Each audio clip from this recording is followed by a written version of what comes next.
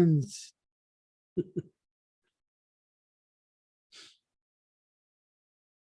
All right.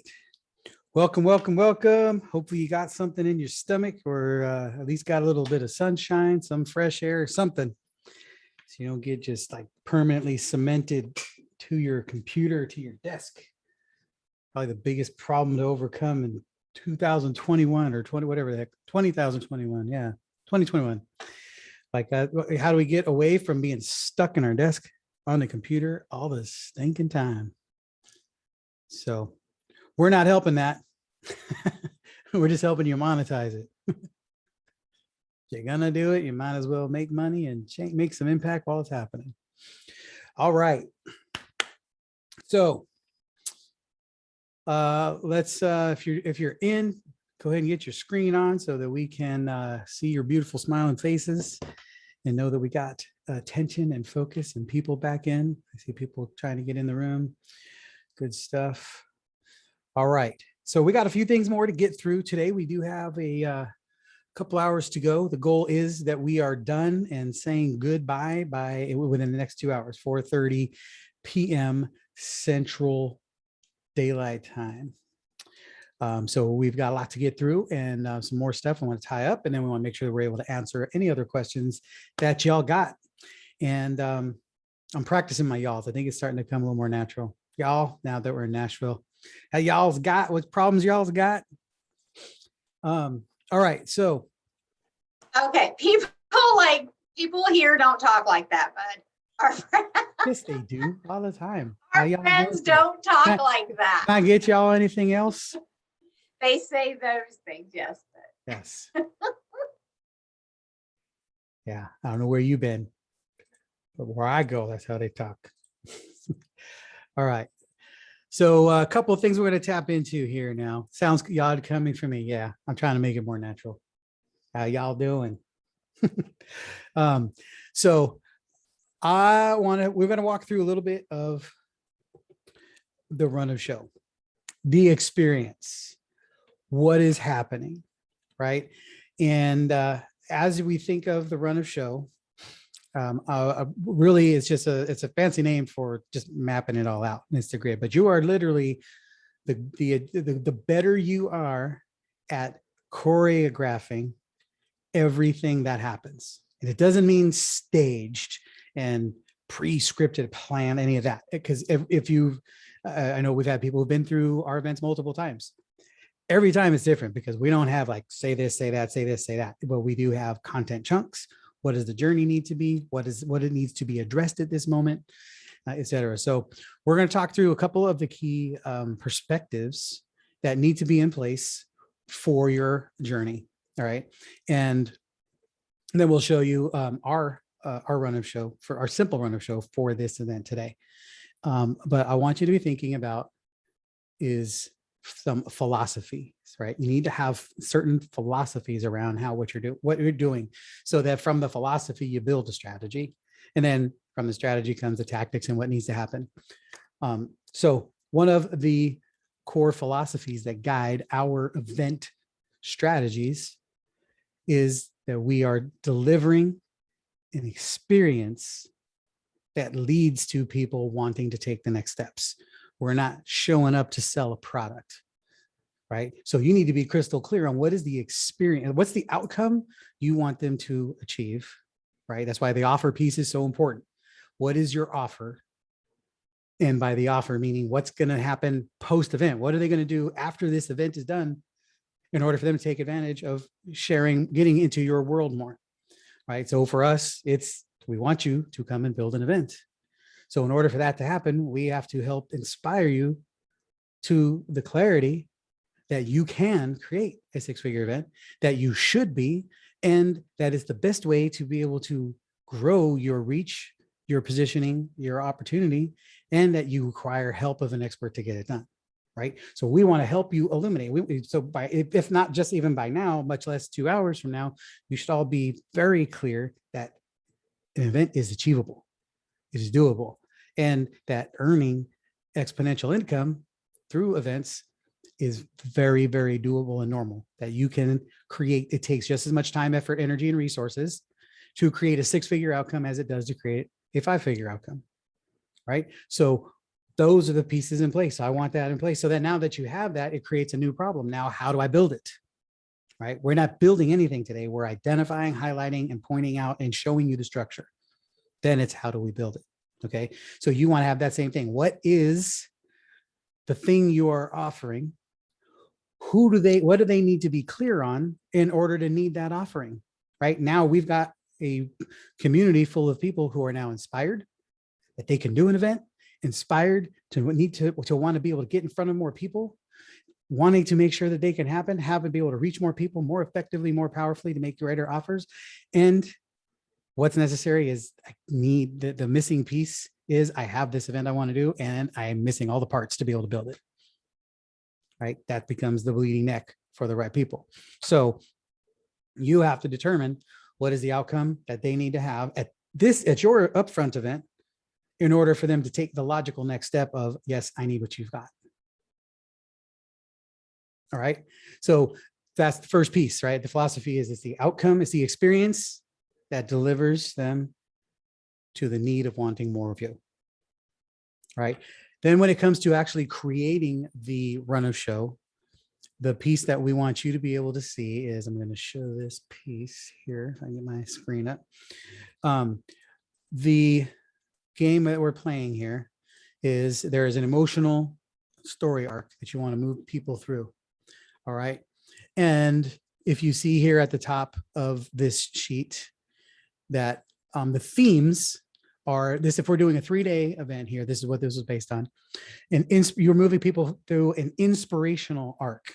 Okay. I call it the inspiration to aspiration arc, right? So it's an aspirational journey. So you're showing them right from the beginning, you want to move them from inspiration to aspiration to expectation to application.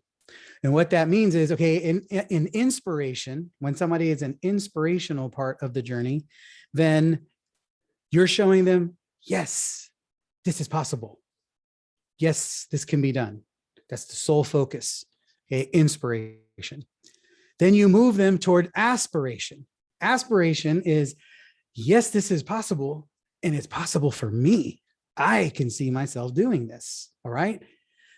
Then you're moving to expectation. Once you have somebody at a place of, I totally can see myself doing this, now you want to move them to, wow, I not only can see this being done, I have to do this. I need to do this. This is a must for me. This has to get done, right? Now you're moving them to expectation.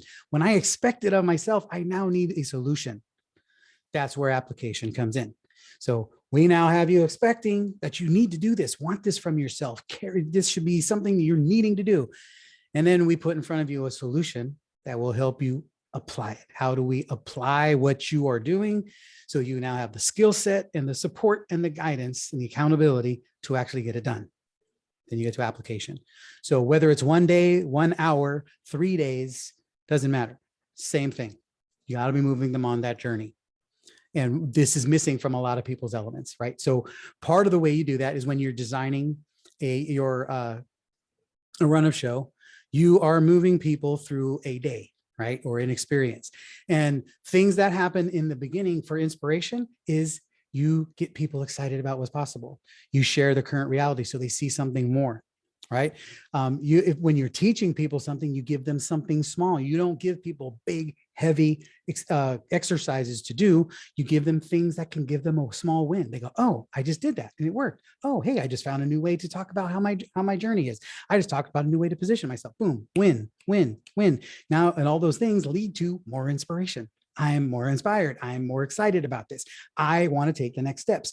And then, that doesn't mean next steps in the offer. It means the next steps in today, right? I'm excited because if not, when it gets overwhelming or bogged down or loaded, then you don't get inspired. You start getting depressed, you start getting frustrated and overwhelmed, and then you're not moving through the experience the way that it's designed. So you have to be careful. That's why we talk about content chunks, is eliminating them, right? You got to minimize. What could you do with less? I would prefer to see people teach one thing 100 different ways than 100 different things. You have to make sure that you're sharing what everything comes out of what the experience is, or excuse me, everything that comes out of the content that leads to what the experience needs to be. And so you're not here to solve all their problems. You're here to solve a specific problem. Our problem today, not to teach you how to build an event, to help you see clearly that it can be done simply, and that you're missing out if you're not doing it. Right? That's my objective. That's my journey. We're just not being stealth about it. I'm just telling you straight up, transparency. That's the whole goal. And we want everybody doing this because you're missing, you are simply losing opportunity and you are losing competitors. There's no industry on the planet. There's not a single thing that can't be done through an event experience. Okay. So we just want you to own that and see that. So when you're, so first of all, again, dive that in. Okay. Inspiration, aspiration, expectation, always important. The other three we talked about earlier briefly, but making sure that you can, that all of your content, as much as possible, the people have the opportunity to engage the content, each other, and the expert. So the 3 E's: educator, the expert, education, and each other, right? Because you're trying to demonstrate that A, I'm an expert. I know what I'm doing. Follow me, lead me, listen to me, trust me. I'm trying to also demonstrate that our content is real and good. So we're sharing with you the keys and the pieces. You go, yes, that makes total sense. I can see that. Wow. And then we also haven't showed a lot of our social proof, but we've told the stories, right? So we know this stuff works. This stuff happens. It's done every single day. And creating community, right? We want you to be able to see that, hey, there's other people here who are thinking like you, who are on this same journey. And you're like, these are some amazing people. I absolutely can see being in their world over the next 30 days, 90 days, 60 days, whatever it is, right? 12 months, if you're selling 12-month opportunity, you want to give them the opportunity to see that, wow, there's some pretty awesome people here. This is the home for me. I can do this. I should be spending some of my time here, right? So you're getting that social container being created, right? So clear on that? So make sure this is stuff you're going to start seeing now. Every webinar you do, every webinar you attend, every challenge you're a part of, every event you go to, you're going to start seeing, oh, okay, here, you're going to see or notice it happening. And you're also going to notice it not happening because a lot of people just don't know. A lot of people just think show up and teach, show up in content. And ironically, we have an amazing client. It's, huge scaling company doing, up close to 9 figures worth of income. They were getting ready to do an event. This event we're doing next week. It was 100% content dump, 0 offer. Everything about it was structured for just a pump and dump. Just here's everything I got. Here you go, overload, and then maybe you'll buy something. And we literally, in a very, very short period of time, a couple of weeks, threw everything out and started from scratch. And we moved everything through this experience and this sequence and this journey so that they're now delivering an experience that will lead to an outcome instead of just showing up and teaching them a bunch of stuff over a couple of days, right? Because that's what most people just do wrong. So here's a couple of key points. We're not going to dive a whole bunch in. You're not going to build a run of show today, but when you're putting your content chunks in place, think about, you want to make sure that every minute of the day is accounted for, meaning from what you're trying to do. So if you say, okay, I'm trying to deliver inspiration, what's the piece of content that you're going to deliver an inspiration with? What story are you going to open up with? What testimony or case study you're going to share? What are you going to share with, this is the state of the union, right? What are you going to do to let people see, wow, there's a problem here and it's overcomable? And how am I going to help you see it? The reason we did the 5 questions exercise in the beginning is because until you see that you could have an event, you should have an event, you know what it could be about, you know how many people you want in it, you know what kind of money you can make from it, this whole day is useless, right? So we want you clear on that. So we start with that. Ideally, we started beforehand. If you did the homework, you did it before today even started, right? Because it's really important there so that you're starting to see some confidence and some inspiration, right? What are those what are the exercises? So the first piece is you build in all the big rocks. What's the content piece I need to teach that helps them get a big win, a simple win? What is the piece that I need to teach that helps them start going from, I see this as possible to, I can do this, right? That's what those exercises are for in the beginning, right? That's what the shares are for. Then as you go, the better you get at this, then you can start thinking, okay, is there a video that I can accompany this with that helps explain it? Is there music that will help set the mood for this? Is there lighting that might need to change here? Do I need to change the set, the scene, the opportunity? Like when we're in live events, that we change the sets a lot. So they're constantly seeing a different look, that we're moving them on an experiential journey, not just with the content, but with the experience, with the visuals and everything that we can do. Okay. So you want to be thinking that through. Here's the key. 90-minute chunks is ideal. All your chunks of content should be 90 minutes. It doesn't mean you need to teach one thing for 90 minutes. Excuse me. It means a 90-minute chunk. Then you want to be able to let people at least have a quick bathroom break or something, right? A setting break, help them get up and stretch and move around. You can break up, you can teach 5 things in a 90-minute section. Okay, but here's the content flow. There are many different ways, but here's the one that we subscribe to the most. It's to learn, do, share. Teach you something, you do a quick exercise, you share it. Learn, do, share. I learned from you. You just taught me something that I grew from. I just did it. So now I see that it works. I can see that I see that I can get it to work. And then I just shared it with somebody. So now I've got some opportunity here where I've been building a connection. And because I've shared it, I'm now starting to own it a bit, right? Learn, do, share. Excuse me. That was a component that was missing from this other event that we just reworked. It had one single opportunity for anybody to share anything. It was just speaker, break, speaker, break, dinner, right? Nonstop. And it's like, it's going to be great. They're going to get a ton of knowledge and be impressed and all that stuff, but they wouldn't have been on a journey. There was no story arc to it. There was no clear, compelling reason why they should buy anything, right? So that's what we're bringing to it. And then a couple of other things, just notes to keep in check. When you send people to break, right, you want to think about the experience. You want to set the anchors between when they leave and when they come back, which means, what do you want them to do?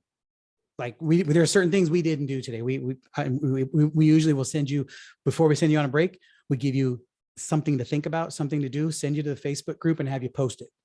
And then when you post it, we do drawings and give away GTE bucks that you can apply towards purchases and stuff. So we gamify it and we keep you more engaged, and we keep you, we keep you in our community. You go to the Facebook group and you share, and now you're part of the community and have things going on. We're setting more expectations for your journey to continue, whether you buy or not, right? When you send people to breaks, you want to think about, what is it you want them to experience on the way? And what do you want them doing when they come back, right? And especially in a virtual environment, we try to make sure, again, we didn't do a lot of any of this today, but we try to gamify everything. We want to make sure we do raffles. Like if we say, come back at 2:30, at 2:31, we're doing a raffle and a drawing and somebody gets a prize. And if you showed up at 2:33, guess what? It sucks for you. That's just the way it goes, because you need to get people in the room, bribe them, pay them, do things for them, but you have to, because especially in a virtual environment, in a hotel, captive audience, they're coming back. You can turn a room. You got people outside ringing bells and bringing people in and doing all this stuff. Music's coming on. They can hear we're getting started. In a virtual environment, as soon as you walk down the hall, you're in your house. You can go walk the dog. You can go cook something. All of a sudden, your favorite TV show. I don't know. There's all kinds of things you can be doing besides being here. So we have to bribe you and incentivize you to come back here. Unless, of course, we're just super ultra compelling, which is what we try to be. But, you have to find as many ways as possible to get them back in. Okay. And usually we will send you out to breaks with music. Hey, here's the vibe. So, and part of that is because you're also training people, go out with music, come in with music. So that when you will hear a comeback song. So pay attention when you go to events. A lot of people have a comeback song. It's a very common tactic. So, Uptown Funk, right, was a big one for years in this industry. People go to every event you went to, Uptown Funk, right? They would come in because that was a good comeback song. Everybody could hear it. As soon as you heard it, you say, oh, my body's got to start walking back from the break room now because Uptown Funk's on. So you just start training people like Pavlov's dogs. Okay. And you got to be careful, because when you make an offer, you're creating a moment, you're inserting tension into the environment. Okay, I shared with you, I challenged you a bit. We didn't go super hard on it or anything, but we challenged you and said, look, you got to do something about this. If we were doing music at the breaks, you don't do music at an offer break, because you are opening tension. You're allowing people to go, holy crap, I got to do this. I don't know. Where do I get 5,000? How am I going to do this for 25 grand? I don't know. Got to borrow it. I'm never going to, my husband will never let me do this. My wife, right? They're going through this stuff. The last thing you want to do is throw in Uptown Funk. And now they're not even thinking about the problem anymore.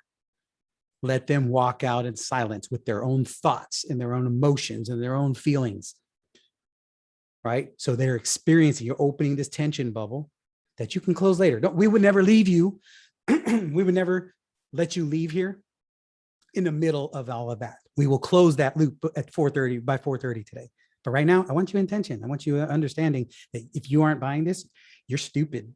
You're missing out. You're losing, whatever, but I wanted to come from your level of confidence. You have to understand that if people don't buy what you have, they have blown it. That's what you need to feel and believe about what you offer for your market, right? So you want to be able to make sure that you're keeping people moving on. And the part of the reason you don't wait till the end of everything to make the offer is because now that we've made the offer, you have more time around us to go, you know what, man, they may be onto something. Gosh, every time I turn, yeah, that was, God, they're so good at that. That's really smart. Gosh, I really just need to do this. I just need to do this. Gosh, I should just do this. Right? We're basically saying, here, this is what we're doing. We're auditioning for you. You get to now say, okay, are they worth it? I think they are. Or these guys are crazy. I would never buy this from them. Right? In which case I assume you wouldn't be here any longer. But you want to make sure that you give people enough time to sit in it and be on that journey with you and roll. And if you have a sales team and coaches, like we have Shani here, and we have, when we go to many events where we have 5 or 7 or 10 people, the sales team needs time to talk to people. I hope you realize we're just building the kimono back here. We're not trying to fool anything on anybody, right? Some of you talk to Shani. Some of you may have talked to Shani before the event. And then now you're like, oh, it didn't make a lot of sense when she first spoke to you. Now you're like, oh man, these guys are really onto something. They're good at this. Then you talk to Shani a little bit now. And then you watch this. And it's just more. So then you can talk to her later or tomorrow. And you're like, we just got to do this. I got to find a way to make this happen. Right? It's a journey. It's not a snap moment. That's why I say it's a captive audience. And our job is to tell a better story so we get a better client. The more of this we're sharing with you, you're seeing, damn, these guys are good.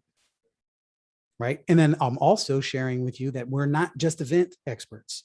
We're conversion experts. We create sales experiences for people so that you also understand all the intangibles, the stuff that's not on the checklist of what you get when you buy. Okay. This is the stuff that's not on the checklist. We've generated 9 figures worth of sales. I've been selling my whole life. We create sales teams, campaigns, sales systems, stuff. Everything I think about is how do you get positioned better so you can make better offers, so you can sell more people into what you do. You can go to 100 sales trainings and no one's going to be giving you that. They might teach you how to set up an offer, how to do this stuff. That's all I think about. So you have this opportunity for proximity in our world. When you're working with us, you're always going to be thinking differently, better, sharper, brighter. How do I do this? How do I position this better? I am cognizant of everything I say and do and how it leads people to having the experience necessary for them to have a breakthrough. Not to buy. The goal is, if it's set up well, the breakthroughs lead to them wanting to buy. We're not trying to sell a product. We're trying to sell you on doing everything necessary to take actions towards your goals and your dreams. And ideally, one way to make that happen should be working with us. Right? Was that for me, Carrie? Thank you. I love getting applauded. That's great. So that's what the run of show is for. The run of show is not to tell you what to do. It's so you don't forget what needs to be done.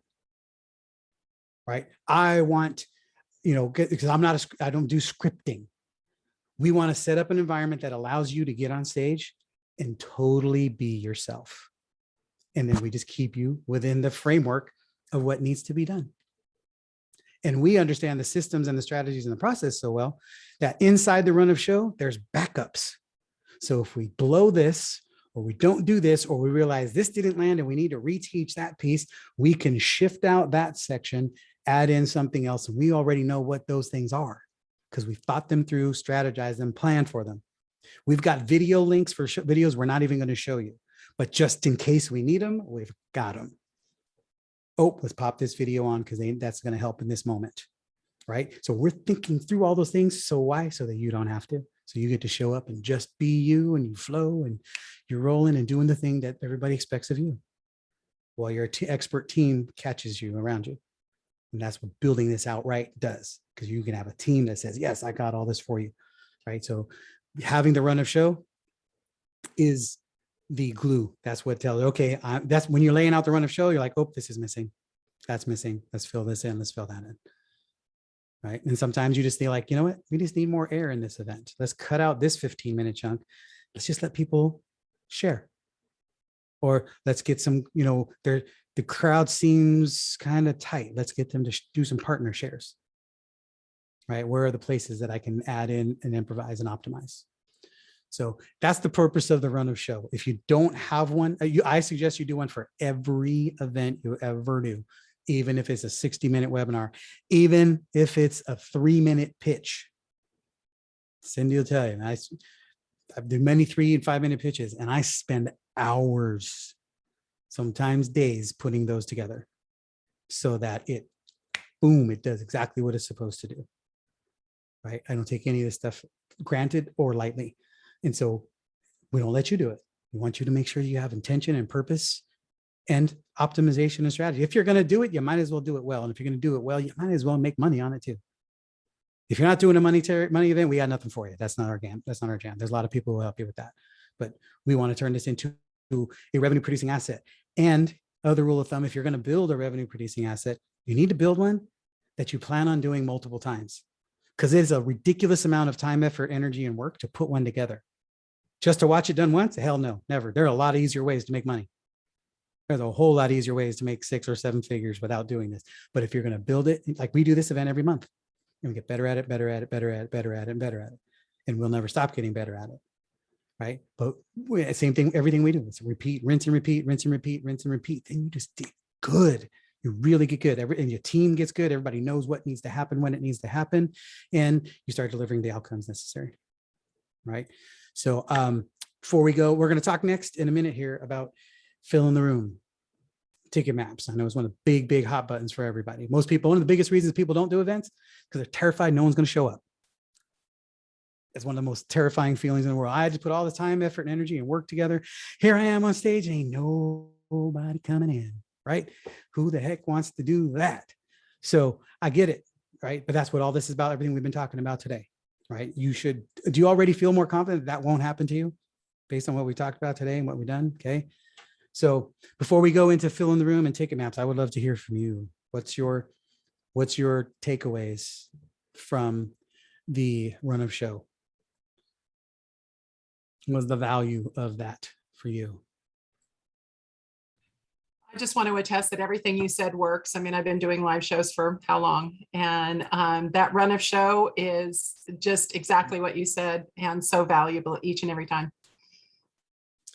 Thank you. Thank you. Yes. I see the value in what you're saying in terms of like why you'd want to hire you, obviously, because you've done that so many times. But my little takeaway is we should be doing that with any sales pitch we make, even one-to-one, right? You don't know which way the sales pitch is going to go. You should already have your plan B thought through as to how to handle it. You do that because you are very attentive to detail. Let's put it that way. Thank you. And it's interesting because I'm not a detailed person, but I do notice everything that happens. I notice everything. I notice every single thing that's going on that most people never pay attention to or care about. And then my goal is how do we systematize that or set that up so that can be repeated as most effectively as possible, right? And then that's where team and strategy and system process and all that take over. But everything that we're doing is recreating a human experience with systems and automation as much as possible and strategy. But it comes from first knowing what are the things that actually have to happen. And you're the expert of that experience that your ideal client needs to have. So once you map that out really well, then it's how do we replicate? How do we create a system that delivers that repeatedly and predictably? Cool. Nice. Okay, so I'm following along here, and I think in terms of the takeaway, the better prepared I am, the less I have to think about and worry when the moment comes, and that leaves breathing space for inspiration. That leaves that leaves a place where something unexpected and really beautiful can happen because the structure's there and we can trust it. Yes, that's, one of the visuals that I've given as example for years is Michael Jordan, like my opinion, the best basketball player ever, arguably one of the best athletes ever, besides maybe Derek Jeter. But he's the one that created all, the magic moves in the air, the stuff that felt like he's hanging in the air for 20 seconds. But he worked on all the simple fundamental layups so many times that he literally knows exactly where his body is gonna be when he's doing a layup, so that he doesn't ever have to think about that, so that he can be on the way to the basket and watching this defender's coming from here. I'm approaching the rim. I'll tell you what, I'm now going to, instead of going up here, I'm going to take it under the rim and come on the backside and use my body to shield him.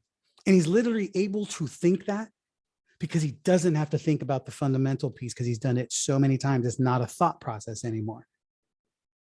But it looks like magic, right?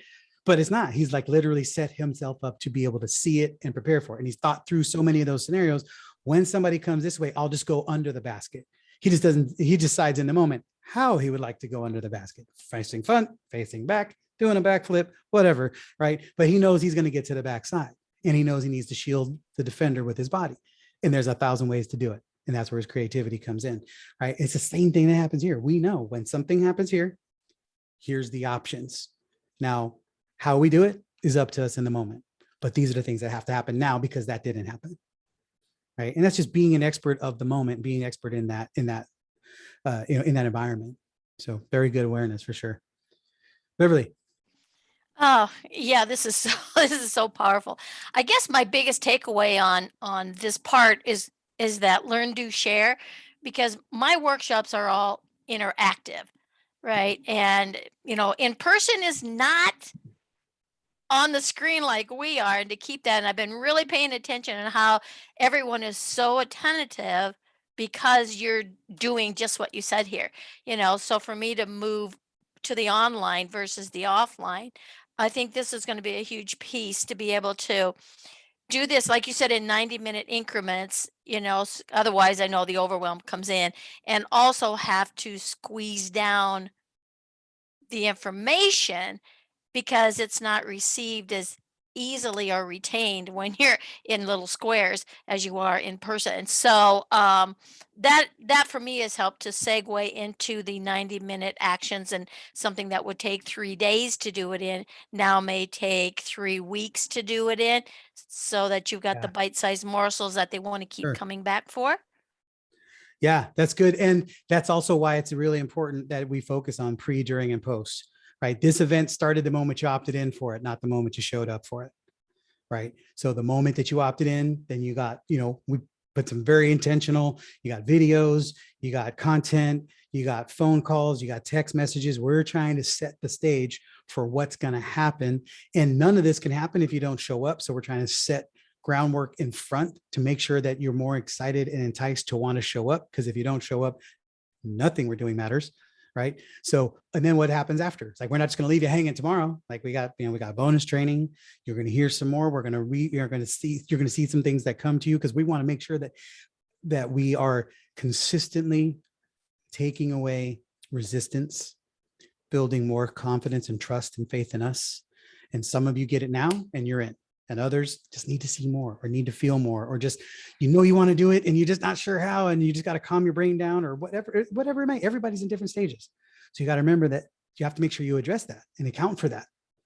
And our job is to connect all the dots in a post-event sequence from the end of this event. So at 4:30 Central today until 10 a.m. on October 1st, which is the next time we're doing this event. We need our job. It's my responsibility to connect the dots between those two. So my job to make sure you are engaged, inspired, connected, learning, and growing until that next time. So that, there's multiple people here who've been on multiple of these trainings, because it's not done at the first time. It's never done, right? It's about what thing you're trying to solve. What's the journey that you're on? So there's all of that needs to be thought into the process all the time, not just show up and speak and teach stuff. So good awarenesses, team. Good job. Cindy, anything else you want to add to that on the runner show?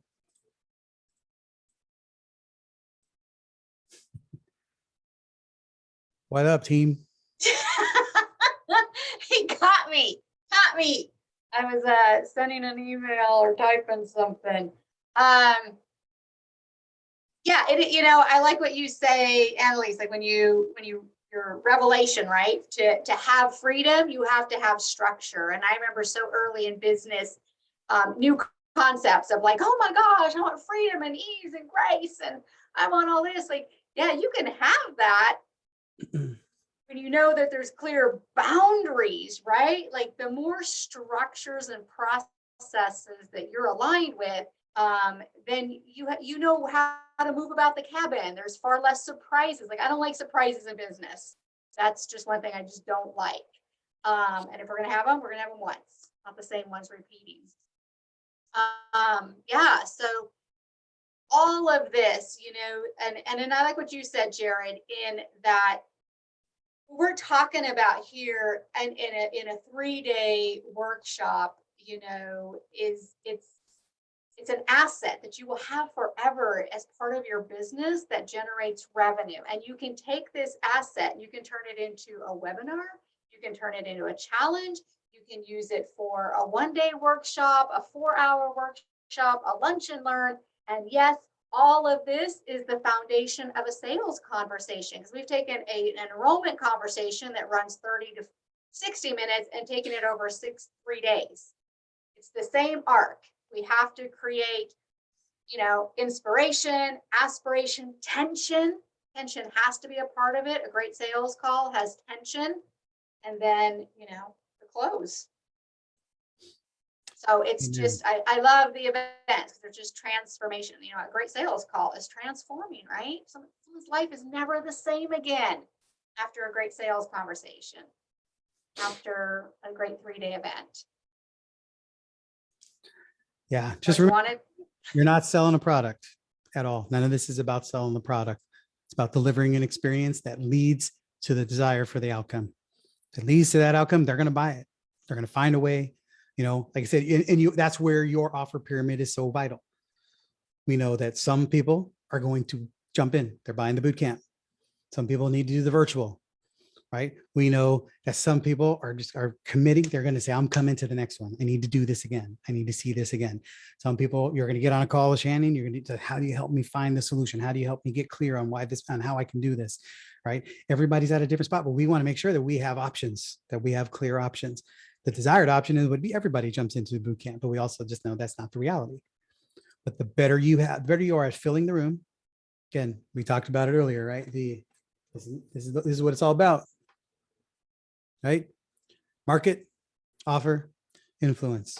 If you dial in on the market, then you're going to have more people showing up who have the problem ready to solve. And then the offer to market match leads to them saying, yes, that's a logical conclusion. I need that. That makes sense. I'm in. I need to figure out how to, I'm doing it, or I need to find out how to do it, or I need to find a way, right? And then that requires the least amount of influence. And if not, there used to be times where I would just be, and here's why, and here's what, people will be buying, but they're buying because I'm dancing monkey. I'm doing everything I got to do. I'm on the cartwheels. I'm dancing on the barrel. I'm the circus. I am the whole 3-ring circus all by myself.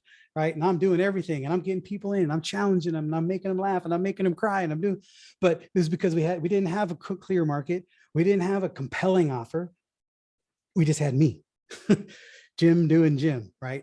And even though I can do that, I want to have to. Why should I have to do that?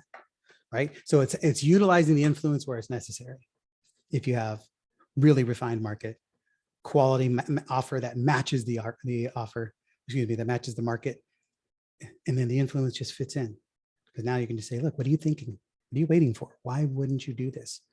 Why are you allowing your dreams to be sitting on hold? What makes you think you can do this on your own if you haven't yet? And if you're as busy as I am, which I'm sure you are, how are you ever going to do all these on your own, even though you now know what to do? You need the help. Let us hold your hand. Let us fix this. Let us collapse the timeframes. Let us help you do it faster. Let us help you do it more effectively. Let us help you eliminate the 90% of the mistakes that you're about to make on your own. And you can just come and work with someone who's trusted, who's been there, who gets it, who cares. Right? So it's a different level of influence that's necessary. You know what I'm saying? So when you have that, Then now we can go to, okay, here's my big dream. Here's what we're trying to accomplish. Here's the people who fit. Here's the movement we're making. Here's the people who belong in it. Here's the people who are going to change the world with me. Here's how I'm going to lead them to the promised land. And then who are those people? And then where are we going to find them? Right. So we talked about the avatar and diving into that and working more. And we have a lot of exercises around that. This would be a 15-hour day instead of 6 if we were trying to dive into all of it. But you need to think through right now. You've already talked about it a bit. Who's the person? Who's the market? Who's the bleeding neck? What do you have in store for them? Let's just take a minute. Think about this. Close your eyes if you need to. Don't turn off your window or don't turn off your video. Let's see. But who's the person? Who's the person that you are so desperately wanting to serve? Because they have a problem that you can solve. You're just not getting the opportunity for enough of them to see you or to get to know you. And that if they do, when they get to know you, they get to spend 6 hours with you or 3 days with you or 90 minutes with you, they're going to go, damn, she's incredible. He is absolutely, the brilliance of this guy gets me. He understands me. He understands my pain. He understands the journey that I'm on. All right, who's that person? Where are they? And that's what we're going to talk about now. Filling the room. Your ticket map. We've got inside the dashboard and the checklist. We have, Cindy and I were talking about this. We basically included our ticket map, one we use for our full on, when we're doing a big event, we're putting it all together. It's ticket map. It's got a lot of metrics, a lot of spaces. It's a big spreadsheet. We decided we want to create something that's less intimidating for you, and we're working on that right now. So you have access to this. I don't expect you to do anything with it.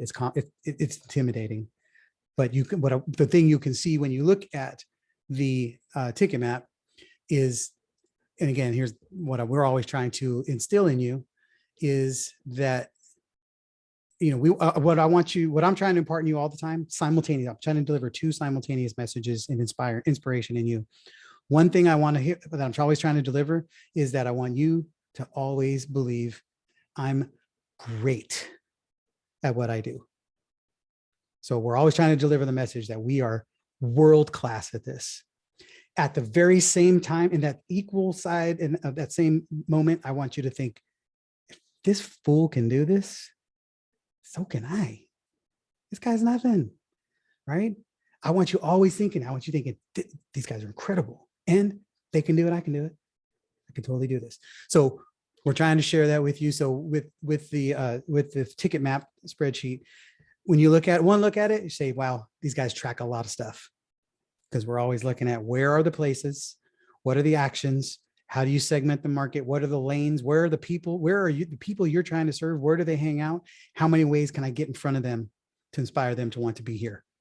How much of that can happen organically? How much of that can happen with partners? How much of that can happen with paid advertising? Some of you will only do one of those channels. Some of you will do all 3 of those channels. It's not a binary. Usually we'll do a little bit of all of it, but I want you to live in that space. And most of this needs to come from, who are those people? How do you know? What's your hook? What's the message? What is the thing you know damn well without any reservation? You can solve that problem for them. And if you know you can solve that problem for them, it is your job to stand on the rooftops and start shouting it out to anyone who will listen, and have no reservations about asking people to share your message, asking people to put you on the stage. If the more compelling you are, the more clear you are, they start asking you. Put yourself out. If it's not clear enough that they're just saying, yes, I need it, that's feedback that you're not compelling enough yet. But don't let that stop you from asking. Because maybe they don't understand it just as it stands. But if you ask them, they might say, well, tell me more about it then. Help me understand why I should, right? It's your job. You have to be the ultimate evangelist for the thing you believe in. You want to fill the rooms? Go be an evangelist. Not for your product. Nobody gives a crap about your product.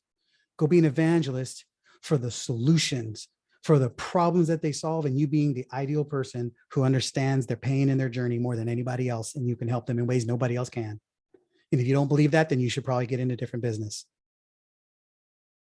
You have to be able to believe that, and you got to be able to narrow this down so you can buy it, because if you can't buy it, you can't sell it. The first sale you got to make every day is to you. What is the thing that you can hold on to and say, I do this, I help people, right? We help create opportunities. We are opportunity creators. We're not a sales organization. This happens to be a vehicle that we provide. We are opportunity creators. We help legacy-minded business owners create sales systems, processes, and strategies that allow them to free up their time and step into their brilliance and step into their calling. Right? We know who we're looking for. Gave you all the laundry list on the parts in the piece, and that's only part of it. Right? Who are the people you're serving and where are they? Right? So you want to think right now, where are the people? You all know these things. It's just confusing because every marketer on the planet has convinced you that you got to use some kind of 10-step process or build that funnel or this funnel. No, you need to understand your people and know how to talk so that you can get in front of them.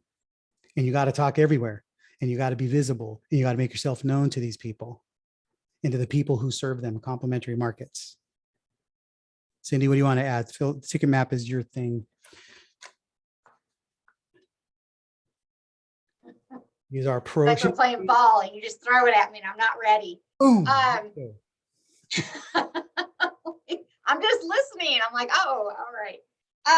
Yeah, the ticket map, are you able to screen share or I'll screen it breaks down, right? It's your list and if you don't have a big list, you have a community, you may have a Facebook group, you have networking groups. It's literally listing out all the places, Facebook groups that you're a part of.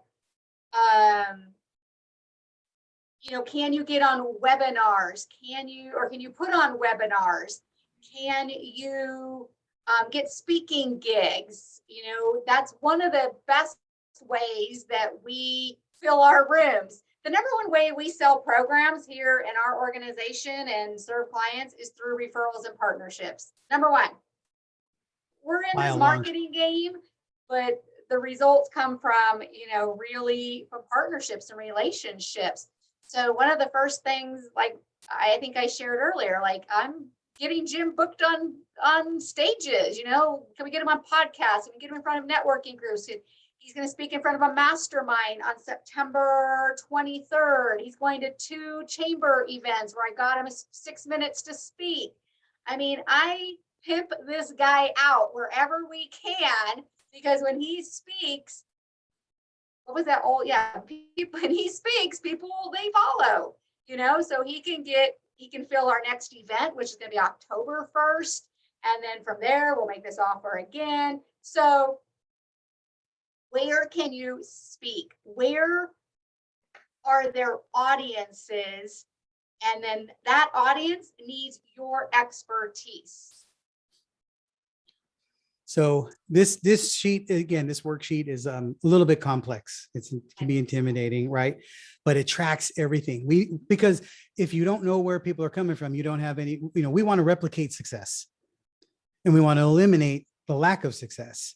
So we have to be able to look and say, okay, these things didn't work. Why didn't they work? Do we know why they didn't work? And then if we can optimize them, great, or do we eliminate them?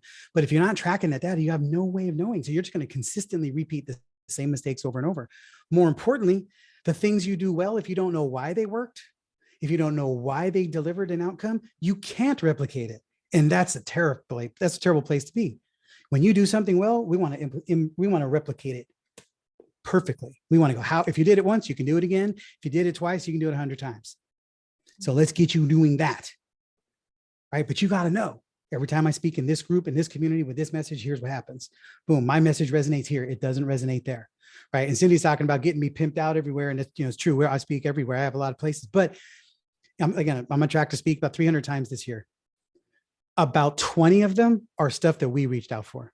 The other 280 are people who reach out to us because they know who the hell we are. They know what we do. My message is out there. They know when we speak, they listen. And every time I speak, it begets more speaking. There's not a place that I've been speaking where it doesn't get more speaking gigs, because people go, dude, I need you to come speak to my group, or I need you on my podcast, or I want to get you to come speak to my mastermind, whatever. You need to be clear and compelling and powerful. Don't be the change artist. Don't go to a bunch of different audiences and change up your message, because then nobody knows who the hell you are. Be the person that you know you are, the expert of the 1-inch mile, the problem that you solve, and let that echo and ripple throughout the world where it needs to. And then it'll start pulling you to all the right people. But if you keep changing your messages, you have zero chance of other people bringing you to other platforms. They don't know who you are. They go, hey, yeah, he's pretty great, but I'm not exactly sure what he does. Good guy. Invite him to a barbecue, but no clue how he helps people. I don't know how this guy makes money. Right? You don't want to be that person.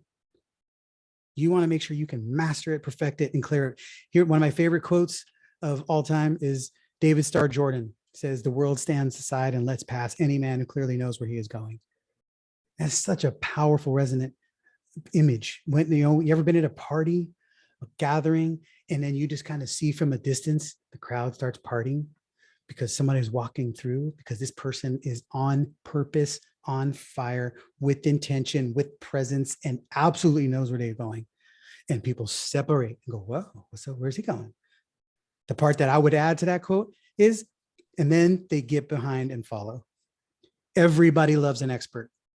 When you have the charisma, the presence, the character, the strength of an expert, it doesn't matter what you do. They want to know. They believe if you're an expert at this, you're probably an expert at that. You know what? They're probably freaking right. How many things are you great at? I bet more than a few. But you can't market a message that way. You lead with the thing you do best, and then people will want you to do other things for them. I used to have a cash flow coaching program. The first version of Gain the Edge in 2006 was a cash flow coaching program. So I was doing mortgage and people were taking money out of their houses all the time. And I was like, dude, you guys got to get on budget. So I wouldn't do a loan with anybody who wouldn't get on my cash flow coaching program. And so I was coaching people on how to manage the experience of their money so they could keep it longer by the time it comes in the front door before it goes out the back. It was really simple. But again, this Jim, that's the same guy who was leading that. And I resonate with people in a certain way. And I had people come to me and say, hey, I need you to talk to my brother and his wife. I'm like, oh yeah, okay. Do they need to get on a loan or get a budget? Like, no, their marriage is on the rocks. I'm like, well, you realize I'm a cash flow coach. He's like, yeah, but the way you talk, the way you think, the way you challenge people to be more, they need to hear what you have. Right? You assume that my expertise in this will help them with that, because I don't doubt it or question it. I might be delusional, but I'm drinking the Kool-Aid. I know what I'm capable of. You need to be drinking your own Kool-Aid so that you can share it with other people in a way that they make them go, this, man, I don't know. This woman's for real, man. I got to find out more about this. If that's not happening in your world, then you are fighting for air all the time. And I don't want you to have to do business that way. Work hard, yes. We're not going to eliminate the hard work, but you can structure your world in such a way that people show up wanting to buy, and then you just got to screw it up or not. Right? That's the reality of all of this. So you got to be able to find those people. Who are those people? Where are they? What marketplace are they in? Right? How do you get in front of those people? How do you share a message compelling enough to want them to come forward? How do you share a message compelling enough to get somebody to share you with their people? Okay. And most of that comes from a lack of clarity and narrow simplification of what it is that you do and who for, and share in a compelling way. Right? That's the stuff that's going to lead this all to coming. And then you just got to make sure, here's the key. You just have to start checking out, wait, how many people do you need to come to your event? If you want 10 people at your event, then how many people do you need to invite? Right? Probably 100. Again, depends on how compelling you are. The more compelling you are, the less people you have to invite. Right? And then what's the promise? Why, and then you got to speak to that the whole time. Don't talk about your offer. Don't talk about the event. Talk about their experience. All I talk about all the time, over and over again, you're going to learn what has to happen pre, during, and post event to deliver a 6-figure outcome. I don't talk about the details about run of shows and offer creations and emails and ticket maps. I just talk about the things that people need to know. You want greater positioning? You want more profit? You want greater partners? Come and learn all the things that are necessary to deliver a 6-figure event. Pre, during, and post event activities that will lead you to a 6-figure revenue producing asset. I say that 100 times a week, all the time, over and over, to different audiences and different, this is me. Talk about building a sales event, building a sales opportunity, creating something, setting yourself up in such a way that people can't help but want to know what you do and how you do it, and needing to show up for you to teach them how to do it so that they can follow you. So you can tell a better story and get a better client. So you can shift the way that they think about the problem to buy into how you think about the problem. And when they buy into your way of thinking about it, they now need to be in your world to figure out how to keep doing it, how to take that solution and do something about it. If you're saying the same things everybody else is saying, why do I need to listen to you? If I got to tell you what I need, if I got to tell you how to solve a problem, I don't need you. You got to be the one to shift the narrative. And that's what an event gives you the opportunity to do. Captive audience, you tell the story that they can see and go, wow, never thought of it that way. Haven't thought of it that way. I need more of this. Right. And hopefully that's what's happening with you throughout this day. You're like, gosh, I never thought of it that way. Yeah, totally. I can see that. Yeah, I need that. Yeah, tell me more. Right. And if that's not what's happening, then I don't know why you're here. But I'm assuming we're on that journey somewhere, right? And that's what you want for people. Everybody should be, one of the things that I do is, one of my measurements, my metrics as a speaker is, especially in live audiences, I watch for heads. I watch for heads. The dreaded cell phone. When I see the top of people's heads, I know they're looking at their damn phone. And so if I have people's eyeballs instead of their heads, I know I'm winning, which means they're winning. And I pride myself on making sure that that happens. Like I'm emceeing this event for our clients this week, because from the MC spot, I control the whole room. I can impact the narrative. So as the speakers are doing their thing, I synthesize it. I go, well, what he was trying to say was, and here's the point he was making, and here's why it matters to you, right? And so my job is to bring the spotlight front and center so that I can then hand it off to the speaker. Right. I used to think my job was to diminish myself because I didn't want to over spotlight the speaker. I didn't want to like make them small or whatever. I tend to have a big energy. Right. And so I was like, well, I want to make sure it's about them and not me. You don't want to outdress the bride on the wedding day. And so, but I learned, no, it's not about that at all. So I got to be the best version of me so I can bring the biggest, hottest spotlight right here and then hand it off to the next person. Right. And that's you. My job is to bring the best spotlight here so I can hand it off to you. It's like, I want you on stage. I want you in front of people. I want you in front of the room, making that difference with all the confidence in the world. Know that you've got them surrounded. You've got them set up for success, and they are going to be moving forward in your world no matter what. And if they don't, they do it with gratitude. And they send other people to you because like, I couldn't buy from this guy. Wasn't my thing. I didn't really need that, but you need it. You need to go talk to Jim, right? Some of our best referral partners are people who've never bought anything from us because they respect how we treated them. They respect our knowledge, our expertise, our expertise and our experience, and what we do as our craft. So what do we want to tie up with the ticket map, Cindy? Is there anything we want to do or how we want to wrap this up, that part?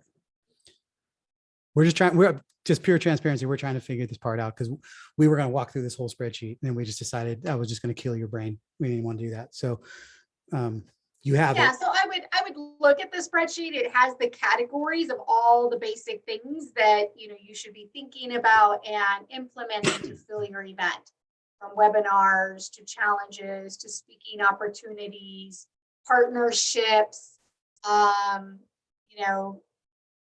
and again, it's mapping it out, and if you break down the numbers, right? It's like Jim's like the other day, we we're just playing, like, do you know what it takes to make $1 million a year? How much a month?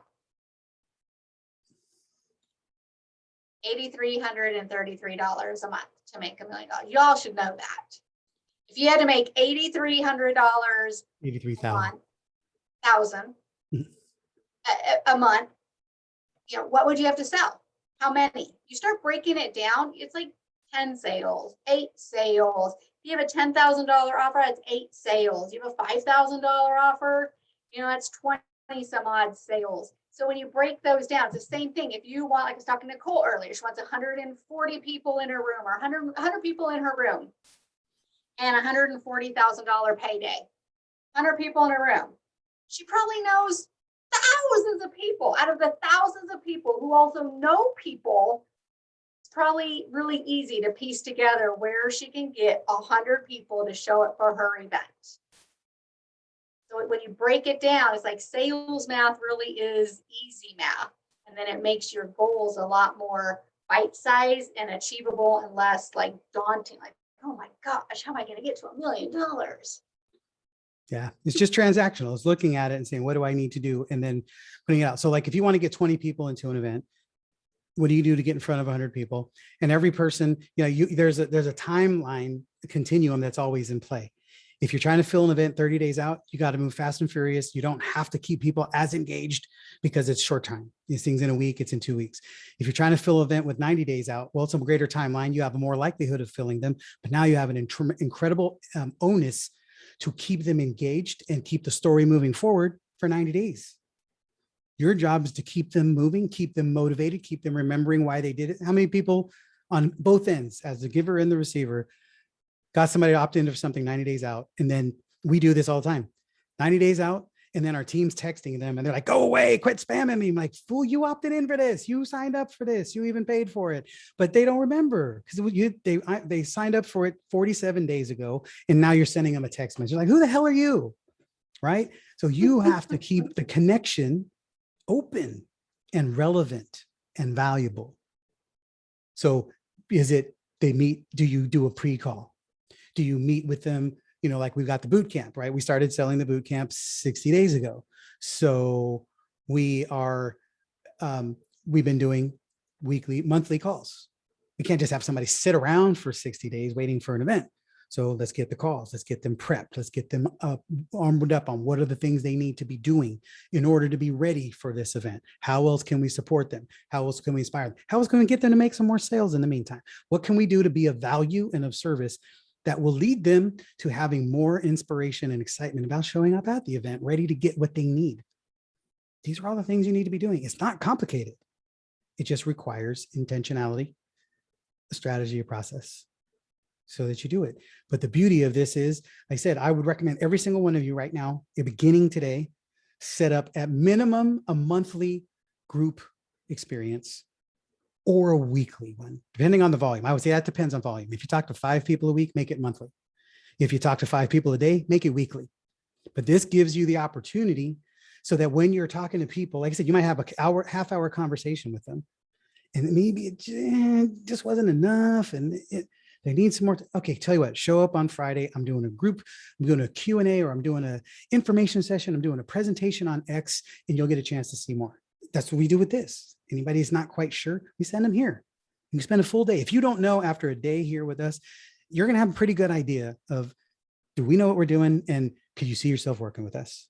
Doesn't mean you're working with us today, but at least you now have an idea of what the heck's going on.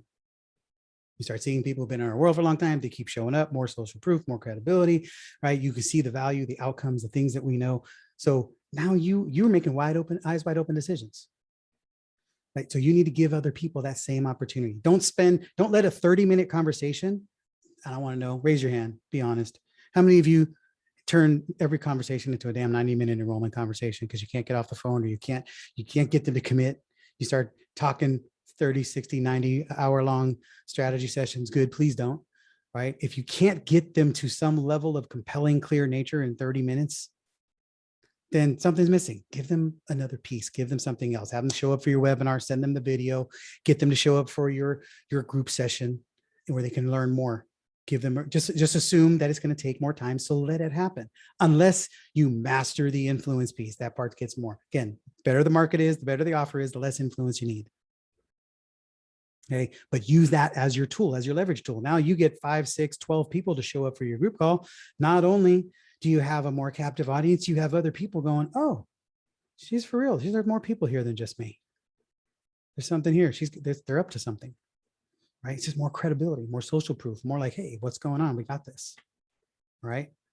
So make sure that that's happening. And so on your taking map, just make sure you're identifying.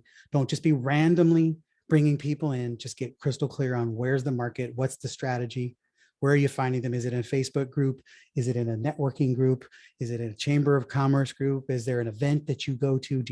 Are you sponsor event?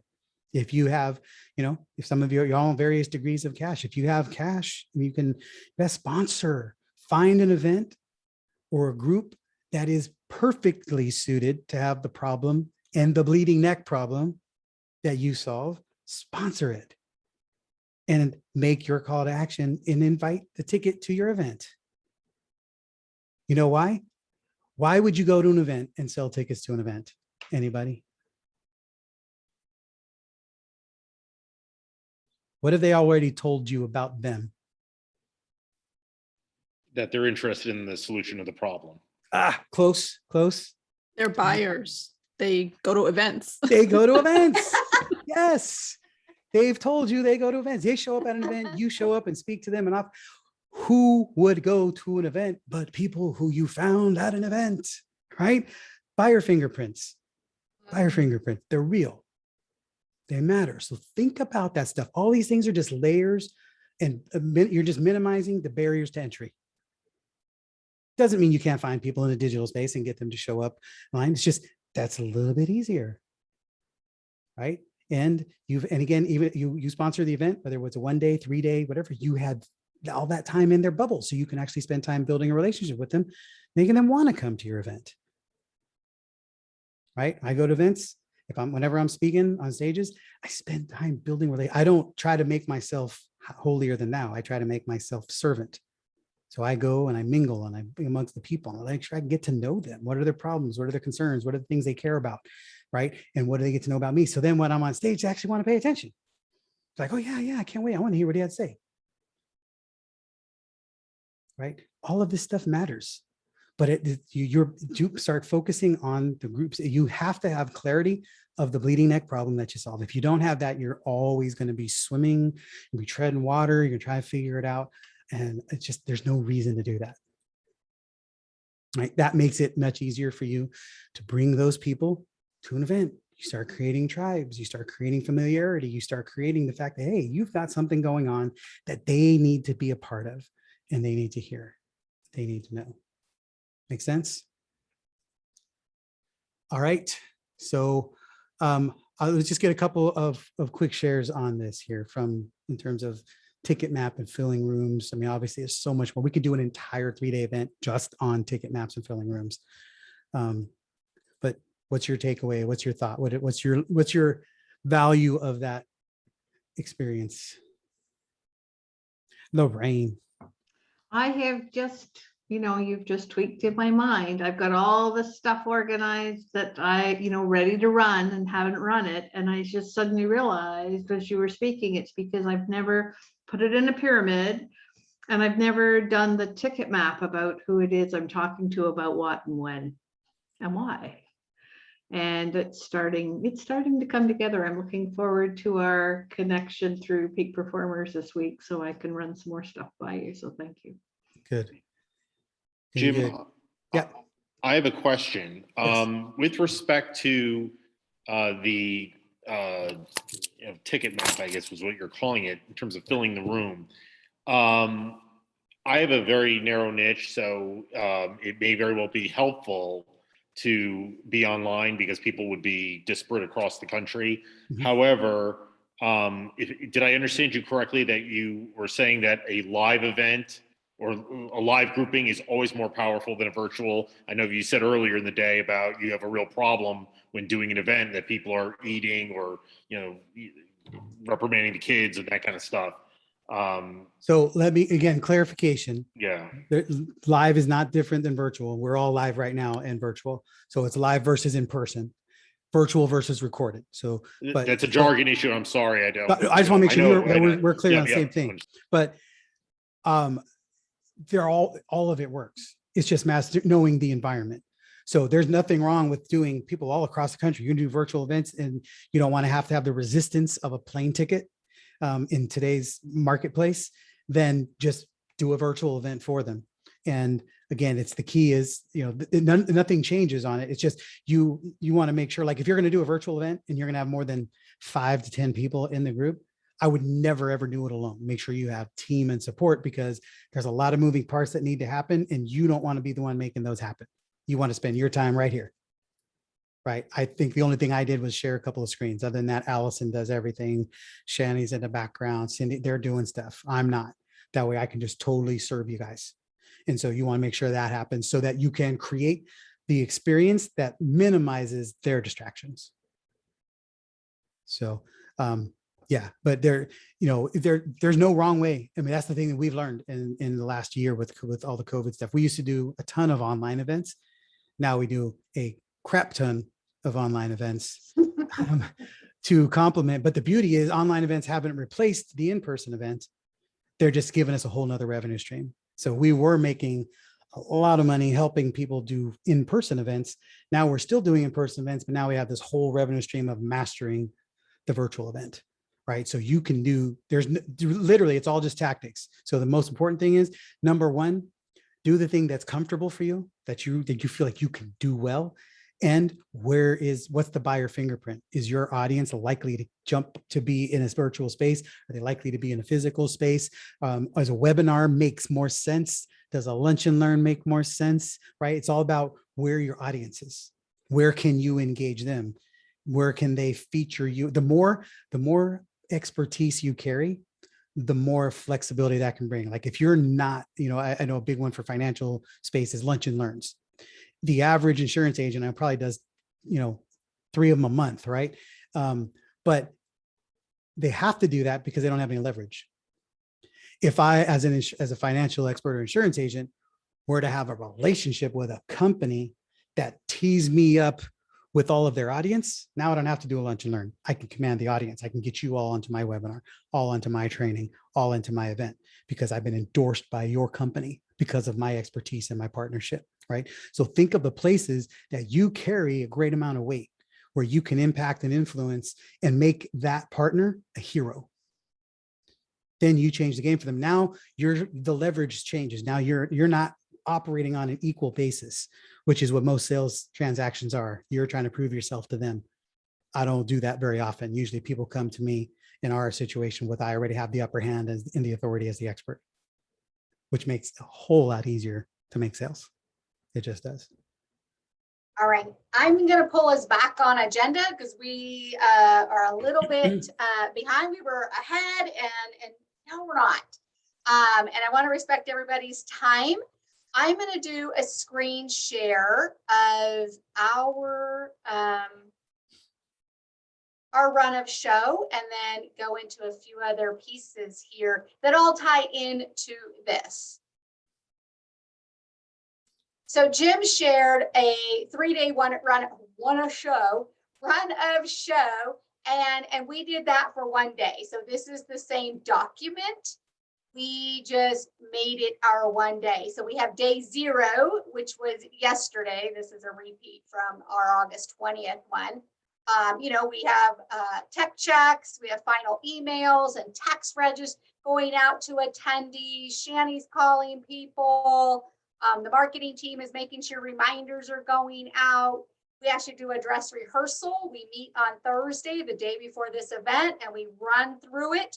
So it's as simple like, what time is Allison going to log on? When do Cindy and Jim log on? When do we actually open the doors and let people into our ballroom or our training room? It's going through all those pieces. So we're all confident and certain. Preparation is a huge part of our life. I'm surprised it's not a core value, but I guess it falls under the place of like ownership and results. You have to be prepared to take ownership and you'd be prepared to deliver results. And then we broke down, this is what we've gone over. And all of our resources are right here. So this is literally where little Allison has been living for today. She keeps up with Jim and then she finds the link and gets it to you guys. She pulls up links and sends them as reminders.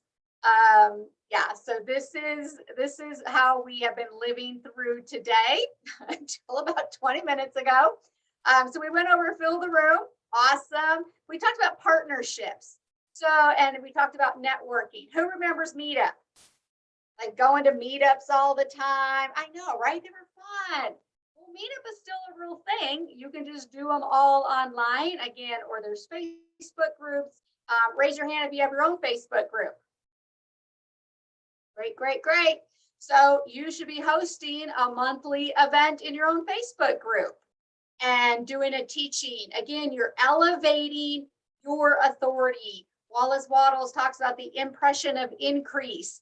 The more things that you are doing and people are looking at you, they think you're on the rise. They think you're a leader. They believe and perceive you to be an authority and an expert. So put yourself out there. So we have a monthly meetup. It's called the Premier Partner Monthly Meetup. It's so marketing. If you could put the link in the chat, Miss Allison, we host this the last Friday of every single month, and we invite everybody. And we have people that are, influencers show up, people that are JV affiliate managers for some of the influencers in the marketplace. They show up, all kinds of business owners show up. Jim does a small spot of teaching about why partnerships are so important, how to create really rich, robust, rewarding partnerships, how to be a great partner. It isn't always just swapping lists. Like, how do you be a great partner? So we'd love to invite you to that. Again, it's the last Friday of every month, 1 p.m. Central for 1 hour. They're really lively. Sometimes people are like, hey, I need people to speak on my podcast. I have a summit coming up. I'm looking for this type of participant. So there's opportunities for you to get known, for you to expand your reach, grow your list. So highly invite you to join us for that. And now I'm gonna be looking for my stuff.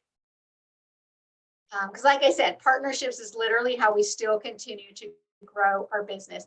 Many, many times we sign up and join masterminds for access.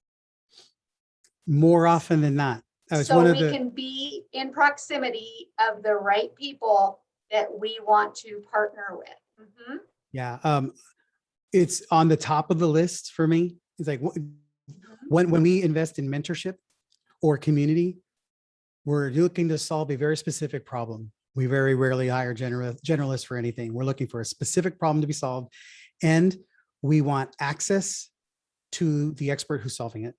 Meaning, I will pay extra if I have access to that expert's community because of what we do, right? So we like in this as an example, if you felt it would be important enough to have access to our world, the people we serve, the kind of premier partner and clients that we have, that alone would be worth the price of admission. For $5,000 to be access in our world, I think that's an amazing trade-off. We've paid 10 times that to be in proximity and access to other people's worlds, because we know we can bring value to what they do, even though we're learning from them.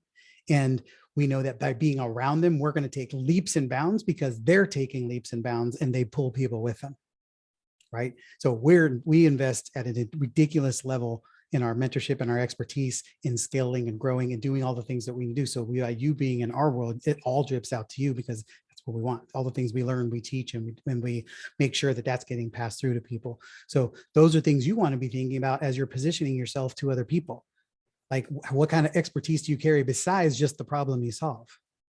Been a 25 years corporate strategist, been a professional ballerina, professional baseball coach. I don't know anything that, but it all matters because it speaks to your ability and access the people the communities and the networks you have access to.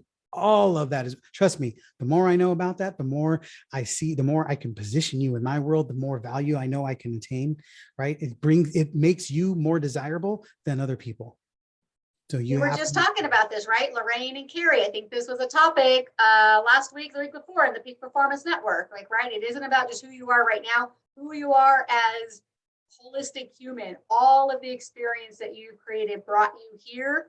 You need to keep bringing it with you and repositioning and framing it so it elevates who you are and what you do. Anything else on partnerships? I want to go into technology when you're ready. Yeah, the only other thing I want to say on the partnerships is you should all be doing this all the time. I have a really complex process around this. It's called ABC your list. So I want you to always be looking at ABCing your list, and that means take all the people who are potential partners for you and ABC them. A's are always the people who are most responsive, most relevant, most opportunity in your world. These people will always say yes for you, go out of their way to do something for you, answer the phone when you call, open emails when you send them. Usually it's the smallest percentage of people. So usually I'm like 10, maybe 25, if you're lucky, 25% of the people. Those are people you want to ask very intentionally, very explicitly, and very clear. Can you help me with this? Who do you know who can help me with this? They will either do it or connect with you or tell you when they can or why they can't, right? So always find those people. You always, every time you're looking to fill any kind of event, you should have an A partner with you, a couple of B partners with you, and a few C partners. B partners are people who maybe they haven't done a lot, but they're interested. There's the kind of person that's always telling, yeah, we got to do something someday. Let's work together. Let's figure it out. Call them on it. Hey, we've been talking about doing it someday. Today's that day. Can you help me? And in return, here's what I'm willing to do. Right? Cindy. Can you do a quick synopsis on racers, pacers, chasers? I don't want to take that time on that at the moment. I can. But I think it might also present some correlation to ABC. Okay. I'm going to give us a short explanation on this so that we can keep moving. But basically, I always look for pacers, chasers, and racers in my life. And I think we all have them. We just may not identify them this way or no. A pacer is somebody who is setting the pace for you. There's somebody who is on the same journey at a different level. They're setting the pace for you. A chaser is somebody who is chasing you. So there's we always have people, no matter, unless you're brand new today, first day ever starting business, then the person who's chasing you is the person who's thinking about starting a business, I guess. But we always have a chaser. Chasers are the people that you're a few steps ahead of, or a lot of steps ahead of, but they're behind you. And the key on these is that you have to be aware of them. If you're pacing somebody, you need to let them know. Say, hey, I'm pacing you, I'm following you, I'm keeping an eye on you, I'm watching what you're doing, and I'm trying to, I'm trying to follow in your footsteps. I really appreciate the way you do what you do, or whatever.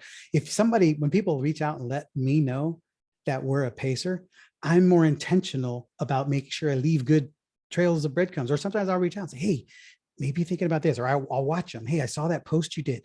That was really good. Maybe try this on it next time, right? I'll keep an eye on that so I know that I can actually help them as a pacer. Same thing when you're chasing. When people are chasing you, same thing. Be mindful. Let them know that. Let them know where they stand. Racers are people who are running mates. You're on the same journey, different, maybe a little bit different stages, but similar size. You're kind of solving the same problems at the same times. Then you work together on that stuff. Like we've had partners where like, okay, look, you work on this LinkedIn strategy, we'll work on this Facebook strategy, and then we're going to pair notes, right? Because we're trying to solve the same problems. Or people who are recruiting sales teams. Okay, hey, you do this part, we'll do this part, and then we'll meet in the middle and we'll see what happened. Where did you get those people from, right? But it's hard to do that unless you're at the same level trying to solve those same problems. And I recommend you go find some, always identify them. You should try to find, 10 of each, 10 pacers, 10 chasers, 10 racers. Because if you can identify 10 of them, the likelihood is you can probably connect with one or two of them. But so go make that happen. And then that's a good part of your growing network for partnerships and opportunities.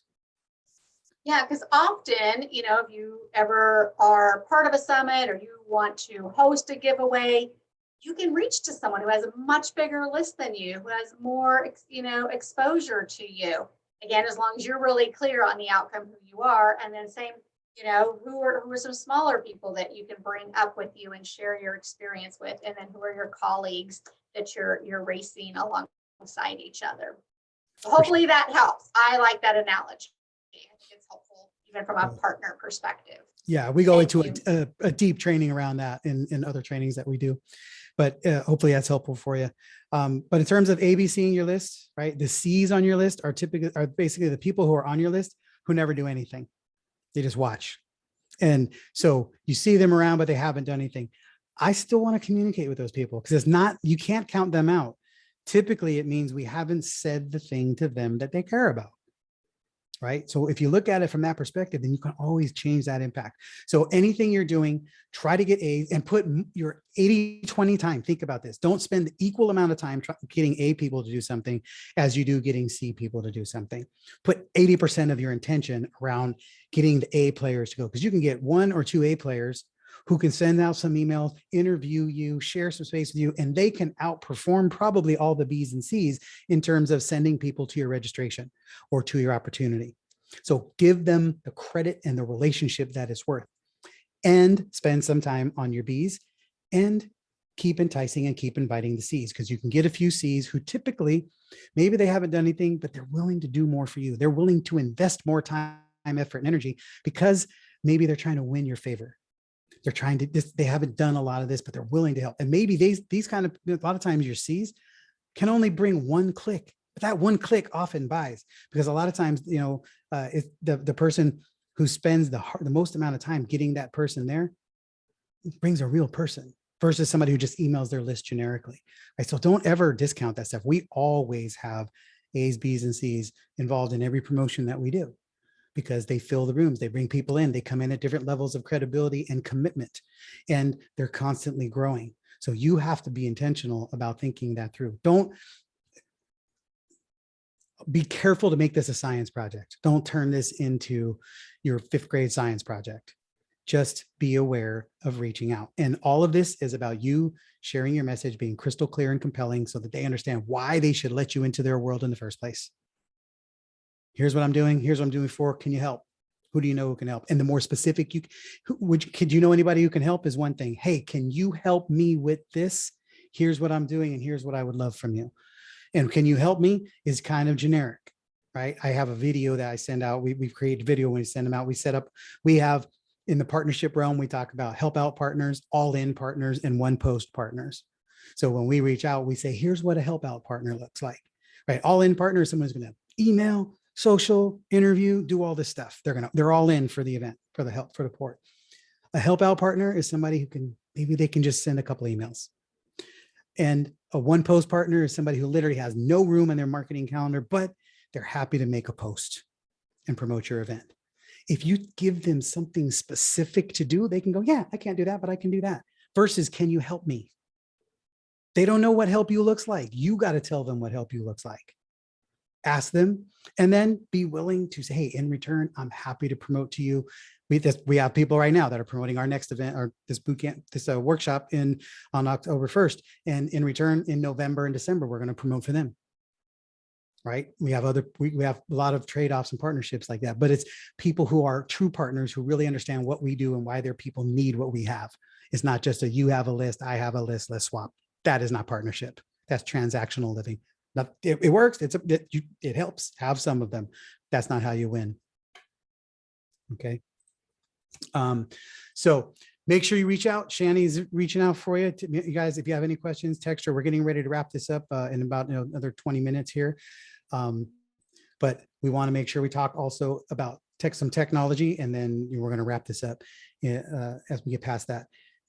Again, every one of these topics, I can literally do a 3-day event on. So we're just trying to give No, we're not. No, but we're just trying to make sure that you're clear. So is partnerships, do you feel more clean on the partnership angle to go get some partnerships? Please register to come to our partner. We do it every month. And it's, like I said, we teach you on partnership, and we share what we're doing, and we try to find ways to help you get more partners and or be able to partner with us, or get you at least partner ready. Right? So there's a lot going on, a lot of ways that we can help in that lane. All right. Cindy, yeah, she cracks herself up. Yeah, the running joke we have here is Cindy thinks she's really funny. And I say, if you have to tell me you're really funny, then I'll just leave it blank there. Right? If you have to say it, Raise your maybe hand it's if you not think fair. Cindy's funny. Of course. I I have love her fun in anyway. life. It's all good. Gotta have fun in life. So let's talk technology. We're going to keep it really simple. The little headline today was technology made simple, or simple tech for events. So you can do this. Raise your hand if you know how to get on Zoom and you have a Zoom account. You can do this. Yep. Raise your hand if you have a booking link, if you have a way for people to schedule a call with you.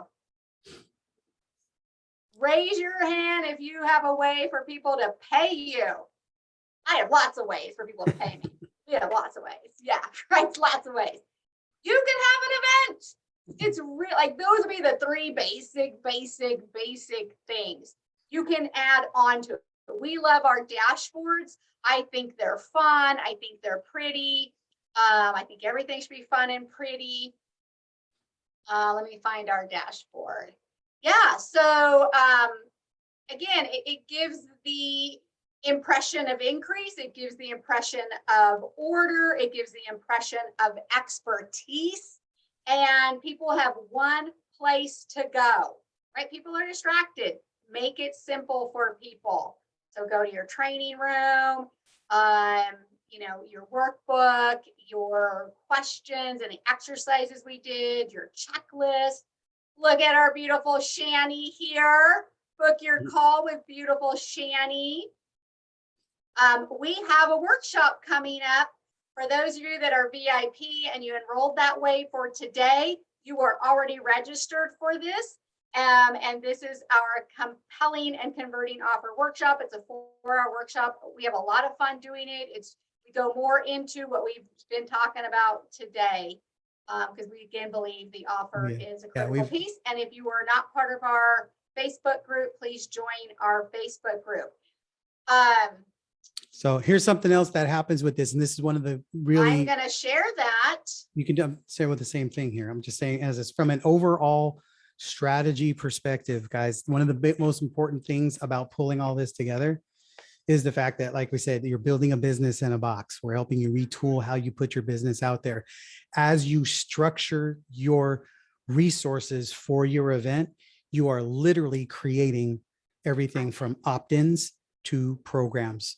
And like this one here, our Leads Made Easy masterclass. We have another one on here that has become a program. It's a 5-day challenge that we've done many times.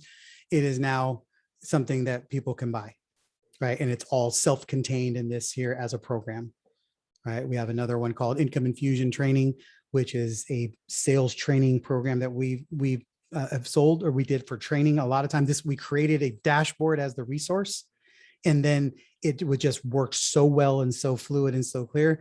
It has been for the last year now, it has been a resource. So for $9.97, you can buy our Income Infusion Training, and it is a back to basics sales training fundamentals program that is all self-contained inside a dashboard. Yeah. Right. So that's why that really lands the plane when we talk about your event is a revenue producing asset. So that Leads Made Easy, we've been doing that 5-day challenge since 2018. So we just recorded the modules, put them on a page, put a link to talk to Shani, join our Facebook group. It's amazing. It's great content. And now it's a $47 easy yes. So someone can come into our world and get to know us and get amazing content. So think about that. And that's how we work with our clients. That's why we talk about the offers so much. And Jim spoke about the content vetting when we're helping you build out your event, so that when we're done with the event, you've delivered it, we're going to look at that. What do we pull out of there to create other content and ways for you to keep generating revenue and deliver value? Yeah. And the other thing that does, and we'll talk more about this in the offer creation lab, but all of these resources we've created, we now use, and we created them to overcome a specific objection. A lot of times people didn't want to learn how to master the sales because they didn't have good quality lead flow. So we built our Leads Made Easy program, right? So they solved that problem. Income Infusion gave them some framework and some foundation for the sales conversation. So now you don't have to worry about that. We can start focus on getting you building your business, because now we've taken care of that. It's like you're going to build things that become eliminating resistance resources, right? So the more of that stuff you have built in, the less reasons people have to say no to you. Right?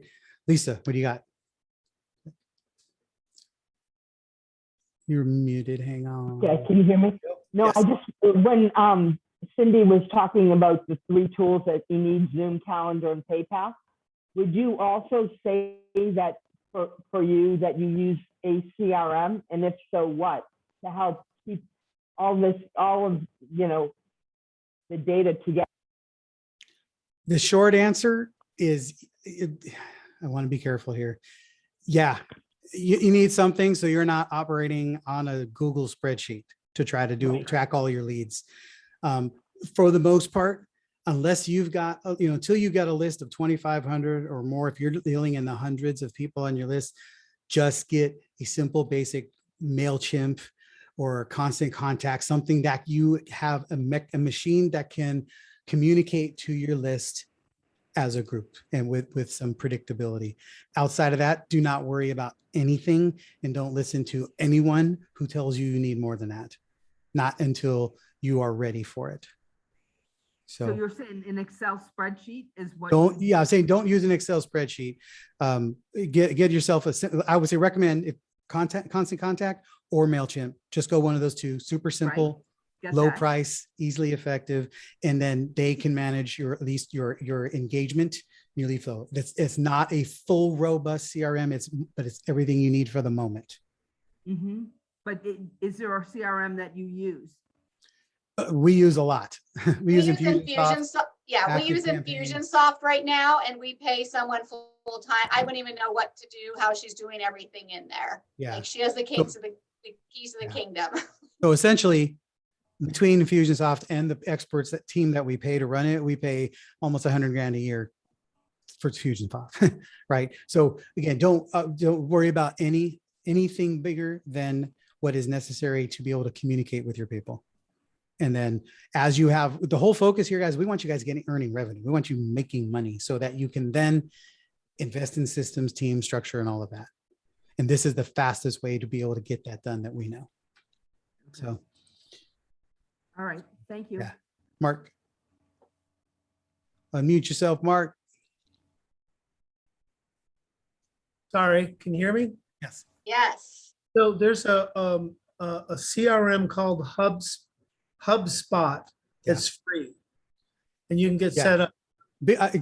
I'm not looking for any recommendations on CRMs right now, only because there's 10,000 of them, and I don't want anybody thinking anything complicated. HubSpot is the most robust CRM in the corporate space. They have a free version to get you in the door. They're not designed for entrepreneurs and small entrepreneurs. They're designed for big business with big sales teams. Yes, they have a free version. By all means, everybody does, but just be careful of the doors you walk into. But thank you, Mark. There's more than you can shake a stick at. We have spent lots and lots and lots of money on CRMs. All right. So as far as technology goes, like Cindy said, keep it simple, keep it clean, keep it lean. You want something that people can engage you with.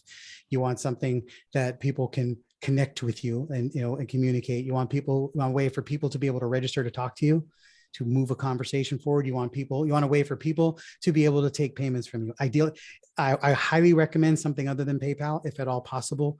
Start trying to find your way towards a merchant provider, and there are many that serve entrepreneurs. But at the minimum, get PayPal, get that going. But you want to make an intention of trying to get something more robust besides PayPal as soon as possible.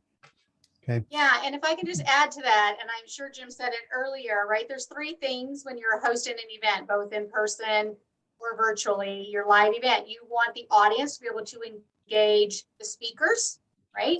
So if we were on a stage, like we're going to be in Nashville, or we're going to be working, like we're going to be engaging. We're going to be all up in these people's business. You guys are engaging with us now, right? You can raise your hand. You can get laser coaching. We're laughing. That's engaging. You want them to be able to engage each other. So you guys have gone into breakouts. You've learned about each other. That's important because this is already the beginning of community. I know we're going to see you guys again. And then engaging the content. So the dashboard's a phenomenal way because they can actually touch it. If there's handouts, again, it's the timing of the handouts. We work with our clients on that so as not to distract the message of the speaker, but there is a right time for content to be present and tangible and for them to be able to work with it. So those are the three keys. And that's where Google Docs are great. Like Allison's dropping in our PDFs and things like that. So you're engaging, you're touching, you're seeing like, wow, I can do this. Oh, I filled this in. It's almost, it's like teaching, right? What do teachers do? They do all of this. Think of the kindergarten teachers we all had, the second grade teachers we all had. This is what they do. And think of your information, all your forms. If you're going to have people do exercises and stuff, think of that as technology, because you want to make sure that it's available to people in a digital format. And these are things you want to have ready ahead of time. Like, so we have a whole document full of this is, again, short just for the 1 day. We're doing our 3-day. We have an entire document that carries. We have dozens and dozens of videos and tech and resources. And again, we don't use them all. We make sure we have everything in that we may need to use. And you want to have that stuff already done ahead of time. If you want them pre-branded, do so. If you want it in a link, if you wanted a fillable PDF, then all these things you want to have ahead of time. And you want to think about how can you engage people in person and online, because some people don't want to do anything. Some people will never download a document because they want to be fully green, which means how can you serve those people? How do you make sure that they can be served and gained in the experience as well, right? So you want to think through all of that, especially based on the format where you're meeting people. The only other thing that I would say is to put a little effort into is look into gamification stuff. There are a lot of different tech stacks that you can use, a lot of companies, but if you want to do a spin the wheel of fortune, give away prizes, things, there are tons of free apps, free and very low cost apps that you can use for that stuff. You can do word games, word cloud stuff, polls, right? There's a lot of stuff. So if you're doing technology, you want to have something that can engage people on that level. And again, pre-think through that stuff. What are the polls you want to ask? What are the things you want to have them pre-programmed in, and have team being able to deploy them. So you don't want to be the one pushing buttons and pulling levers. Just make sure it's all pre-thought, pre-prepared and ready to go. Swag boxes for sure. Swag boxes are always a great thing. We used to do a lot more where we haven't done as many lately, but they're great. We're actually focusing on doing a lot more of those with our clients who sign up. We want to help people have a robust experience. And how can we help people feel like, wow, we value you. We appreciate you. We got send out cards stuff going. So everyone here will at some point receive a card from us, just in gratitude and appreciation stuff. Every little piece matters. So these things aren't necessarily tech, they're resources, but they matter, right? So you want to make sure that you can address all of this stuff. Think through the experience, and then you figure how do I deliver it? And what do I need to be able to deliver it, right? So, and that's a lot of what will determine what kind of technology that you need. The main thing is you can do it very, very cost effectively. You shouldn't be spending thousands of dollars on technology, not until you're at a place where it's going to enhance the level of the experience that's going to produce the revenue that matters. So our clients that are spending $5,000 on dashboards and all that, and $100,000 on swag boxes or whatever, $1 million events, right? So those are things be very, very careful of. You don't just do them because they really feel good or they look cool. It's all part of the strategy. So good stuff. And I see a lot of posting here about the need of a VA, and yes, and yes. And you can do it really smart. And, when we first started hiring years and years ago, right, you just think, oh my gosh, how am I going to do that? How am I going to pay for these people? And Jim is the master at, context and flipping the narrative in that person frees you up for 10 hours a week. What could you be doing 10 hours a week that doubles that investment, triples that investment? That's how you look at how you bring on your VA. What are those doer tasks that you have no business doing, like uploading everything into Constant Contact, or all the Tanya, like, yeah, I should not be doing that. The dividing line, the things you want to be thinking about in terms of VA support is what things are you replacing that your brain does versus what things you're replacing that your hands do, right? Brain people cost more than hand people. So if you got the strategy of the process and what to do, and somebody can simply jump on and do it, then you're freeing up time. They are doing the repetitive tasks. They're doing the things that are building. You played out the strategy. They're doing the work.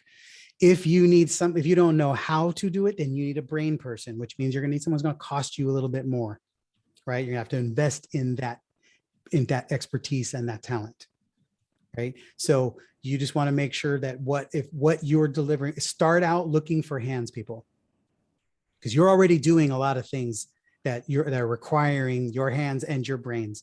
Take your hands off of the things that don't need you to have them done. Repetitive, transactional things shouldn't require you, who is earning $50 an hour or $50,000 an hour, whatever it is. That's not what you're paying yourself to send out emails and distribute text and upload stuff into projects and build documents. You can say, here's the document, here's what I wanted, here's what needs done, here's what I need to be done by, and then somebody else is doing it for a very low cost.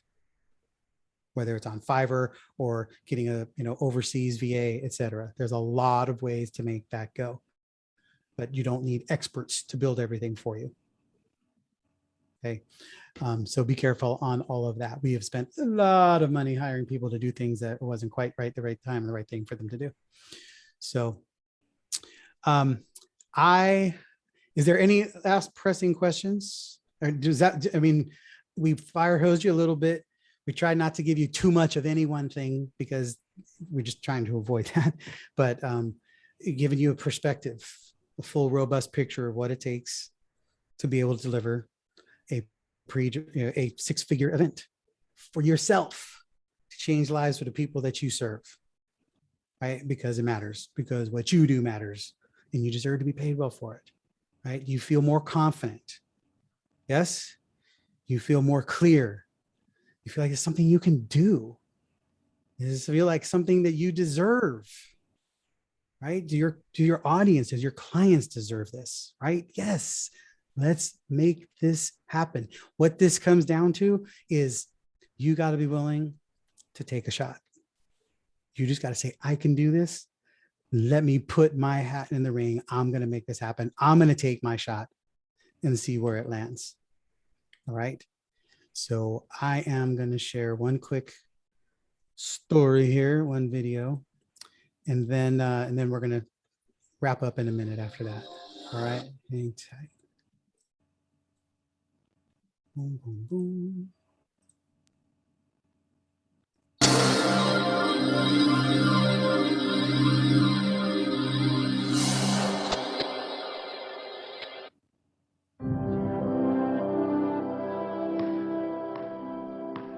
What we all is a shot, but what we do with it, that's the story we all want to tell. You know, I've coached for 25 years, and I've never experienced that, the emotional high of what happened. What happened for Jason McElwain, or JMac as his friends call him, is about more than a shot. Diagnosed with autism at 2 years old, now identified as highly functioning, he's never considered himself different or separate, especially when it comes to sports. Sports has always been, how could I say, his equalizer. He's just like any of the other kids out there. It's not really a big deal at all. I'm just normal like other people. That's the way I am. At 5'6", JMac didn't make the junior varsity basketball team at his high school, Greece Athena, near Rochester, New York. Instead, he became team manager, a role he now has for the varsity as a senior. In the last 3 years, in his white shirt and black tie, he's missed only one game. Go in practice, I set up the clock and get the water in games and be enthusiastic. As this season was wrapping up, Coach Johnson approached Jason with an idea about the Trojans' final home game of the season. I said, I'm really going to look to try to get you in the game, but remember, I can't promise you that. And he goes, okay, Coach. February 15th, Greece Athena against Spencerport, senior night. With word out that Jason might play, the student section printed signs of JMac's face, just in case. And with 4:19 left in the game, with the Trojans up by 20, Coach called down to the end of the bench for number 52. I just kind of turned and pointed at him, and he almost ran right on the court. He was so excited. Hey, Jay, you got to check in. So he hits the buzzer, and he doesn't go anywhere. It's like, now you go on the court. He was so caught up in the moment. He came into the game, they all stood up and they put the signs, the pictures of him up, and I got really emotional. And I sat down and started to cry. With 3:46 left, Jason got the ball. When he missed that first three, I was like, oh, and then it airball, and I was like, man, I really just want to see him score one time. I put my head in my hands like, dear God, please, just get him a basket. Then, with 3:12 left, another chance. That third trip down the court, magic.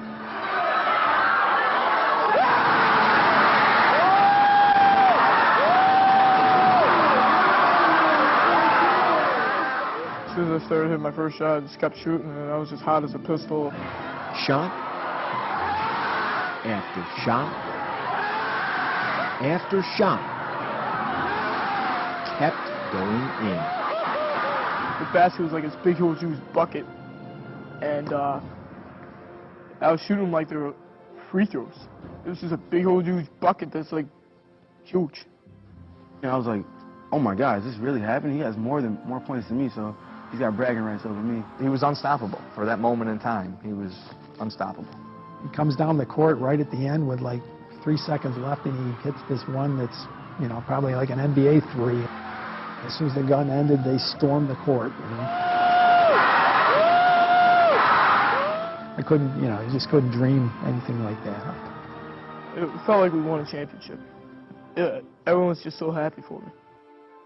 In that 4 minutes, 19 seconds, Jason was 7 for 13, 6 of 10 from three-point range, 20 points in all. In the end, Jason McElwain was the game's high scorer. Truly the most incredible moment I've ever had in coaching. I was so touched, and it was just so special to me that a young man, his dream came true, you know, and that I could help that. It was awesome. What we all want in life is a shot. J-Mac took his, and now it's a story we can all tell.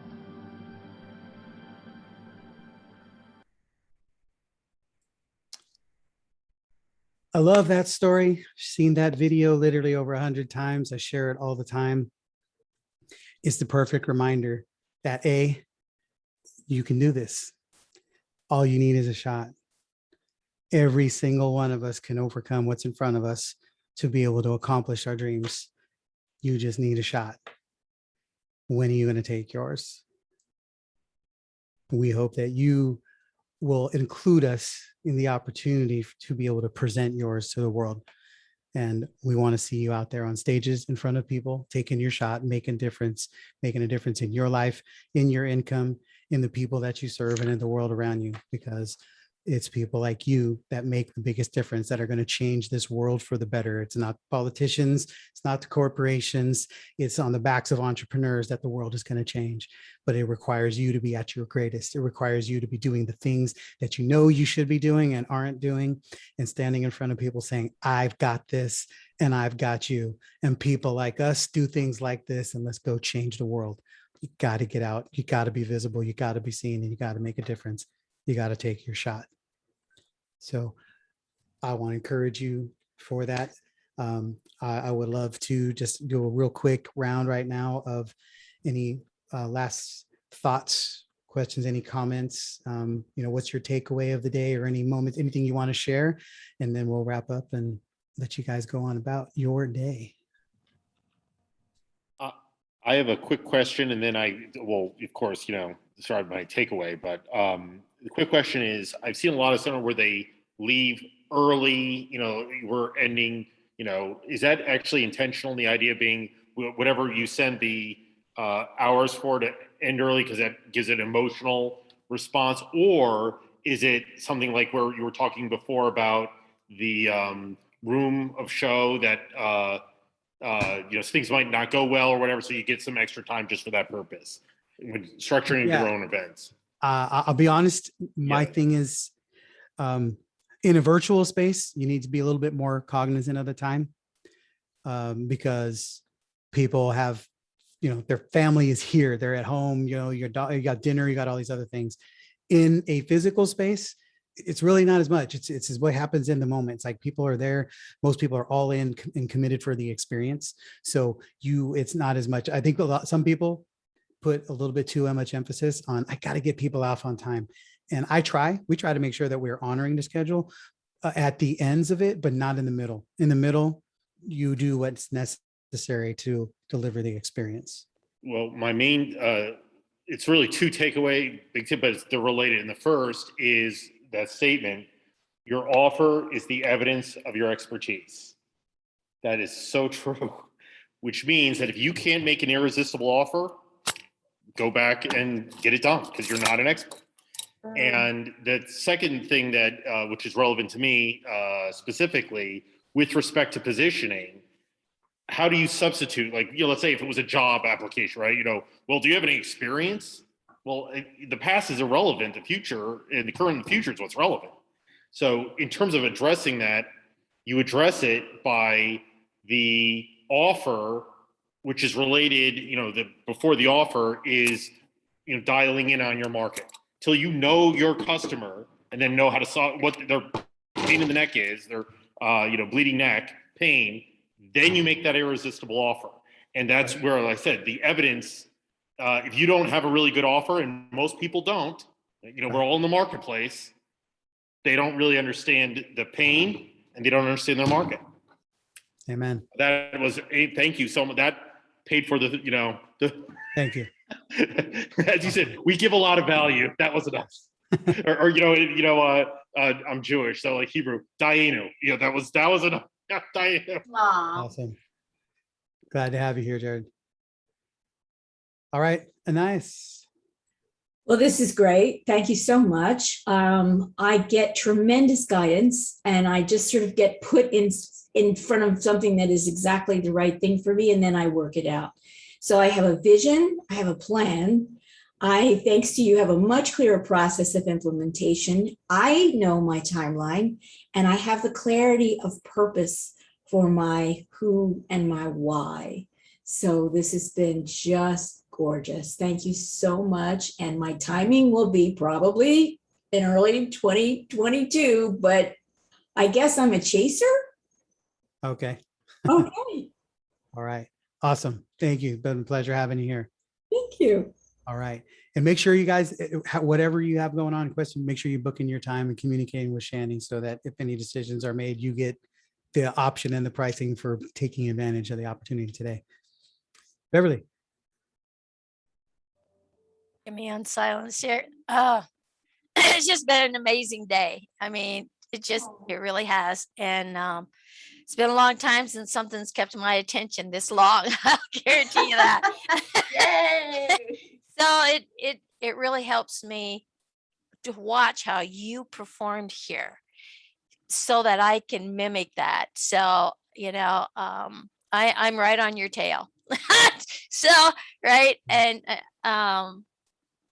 every bit of morsel, I hope I can go back and read my scribbles, but it's been a game changer, really helped me to put chronological order in this, and also to really take the programs that I have and segment them in different levels of understanding, because it's not in live and in person, with that virtual, because you kind of got to separate a little bit more. I got more clarity on that. But everything that you shared here today is priceless, Jim. It's priceless. So Great. I want to thank you. Oh, and I can't get that video out of my head. And I was crying. That was like, oh my gosh. It gets me every time. Oh, every time. gosh. Yes. Awesome. So, but thank you so much. It has been great meeting everybody that's in here. And I think we've made some good connections. So it was an honor. Thank you. Awesome. Simone. Hi, I have really enjoyed the entire workshop for today, and some of my major takeaways, because everything that I did was around the framework of me doing my workshop next month, because I really am looking at that as a kind of like a jumping off for me. And so being able to take what was presented today, and also like Beverly, I was watching how you did everything, because I'm very much of an interactive experience for people. That's what I like. And so that, and also how to build the offer, and so for me, my workshop, how does it lead into my offer? And so that was one of the key pieces for me. So I really like that out. And I love the profit pyramid. I think that's what it was called. The pyramid, like the offers pyramid. Yeah. So that was really important. And I liked how you also did the dashboard, because I like everything being like where you can easily get to it. So being able to create one of those for my workshops going forward is definitely going to be key. So, and the information was invaluable. I got a lot of quotes too. So thank you. Awesome. Thank you. Thank you. All right. Anyone else? Just love to hear your takeaway. Mark? Yeah, so this was a really great workshop for me today. It answered a lot of questions. I really, the offer pyramid was really super helpful for me in how I structure my offerings. And I have a whole new sense of how to organize and present that. I have like three virtual events lined up that I have to run in the next 2 months. Okay. And so this filled in a lot of blanks for me in how to do that, and you know, that, and also showed me where my thinking was too small. Awesome. Thank you. All right, Mark, I love seeing the light bulbs. We love Mark. All right, Tanya, Lisa, who's up? Yeah, I'll go. So this has been an incredible event. I've been on other event trainings before, but I think just all of the behind the scenes tips and the granularity of things, for me, part of the ahas that I put in there in the chat were definitely the positioning pyramid that you went through. And I loved the ABCs and the pacers, chasers and racers. That really gives me an idea, because I had just finished up a mastermind with someone, and that was one of our actions that she had given us too, was to identify people that we could partner with, network with, and build those relationships with. So that just helps to narrow it in more on how to find those people. Nice. Awesome. Well, it's good to meet you and good to have you here. Hopefully we'll see you, a lot more of you. All right, anyone else? Carrie, Lisa, Lorraine? I'll jump in. I've heard you talk about the ABC of partners probably 8 or 9 times, and it finally clicked. It finally makes sense. I can finally see where I can put partners and how I can start to identify them, because they're all over the place along with everything else. It's all over the place for me at the moment. So thank you. That was helpful. Awesome. Thank you. Glad to have you here. Lisa. I just wanted to say I never expected to stay on the phone for this long. So in fact, I was talking to Shawnee this morning, and she told me, you know, oh, it'll be done by 3 o'clock. And I was planning the rest of my day, and I was just engaged, and I, you know, gave you my attention, which for me to give a 6 hours on a Friday is crazy. So I just want to say thanks. Awesome. Thank you. And that's just testament, guys. Buy this one and write it down. Don't listen to what the marketing experts tell you. You can't be too long, only too boring, right? Yes. You be as long as you need to be able to make the impact, because it, you know, then none of that's true. Thank you. Glad to have you here, Lisa. Carrie. This was just a fantastic reminder, because I haven't done a live. I felt grateful I haven't had to do a live event in the last 3.5 years, actually. And now I remember how much I already know. And then you reminded me, or gave some new information that really is going to help me hone in on how to make this. I forgot about Gamify, and also it's just going to change the event that I'm going to be doing around debt. It'll actually be fun now. Awesome. Excellent. Excellent. Glad we're adding value. All right. Anybody else? Any last parting thoughts? Anything you want to share? I just want to say thank you. Allison and I, you know, we do a lot of chatting behind the scenes over here we're behind the Oz curtain, making it all happen. And this was a really engaging group, you know, and I hope you also see that you know, yes, would we have loved 50 people here, 100 people here, and it would have been just as amazing and whatever. But you also, it's not always about the numbers, it's about the right people in the room. And you guys were the right people in the room for today. You were all highly engaged, you were connected to each other, you were sharing. So that makes the event, right? Who's in the room makes the event. So when you're looking at your ticket map, you know, be clear, who do you want in your room? Shani, do you have anything? You've been here, and what are some of your parting words? Like your third workshop with us, third or fourth? Yes, I have been speaking to quite a few of you. So I'm excited for everyone. For those that I haven't spoken to yet, just to clarify, when you pick a time is for us to create an action plan for you, because in true Jim, I'm probably gonna butcher this, but in Jim's words, you know, take action, right? We don't want to leave you inspired and excited, and then 30 days from now you're in the same place. So and Tony Robbins also says never leave an occasion without making a decision, and that decision is to just have a chat and create an action plan. It's not for you to commit to anything. Of course, if you do want to join us, I'll be able to explain how that works. But otherwise, it's still a part of your time investment and your commitment to have that action plan. So don't miss out on that out of fear of having to commit to something, because that's not why we're here. We're here for you to win.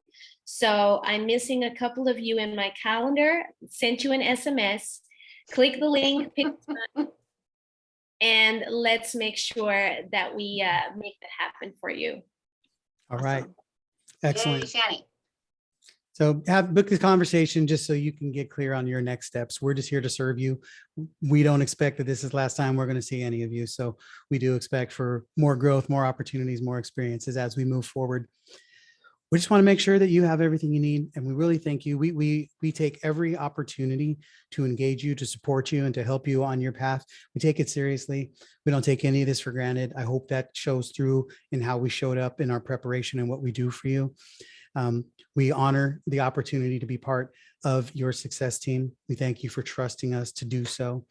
We know that you have an immense amount of greatness. You've only scratched the surface, and we want to encourage you to just do everything possible to shatter the ceilings, break down the walls, move through space so that people look at you and say, what on earth are they doing over there? Got to create a buzz, because you're changing the world in ways that other people hadn't even thought of. And we're just hopeful and honored to be part of that journey for you. So go out, make a difference, make the cash register ring, change some lives, and hopefully we'll see you at the Build Your Event Bootcamp. Take care, everybody. Thank you. Bye. Bye. Thanks. Everybody. Goodbye. Take care.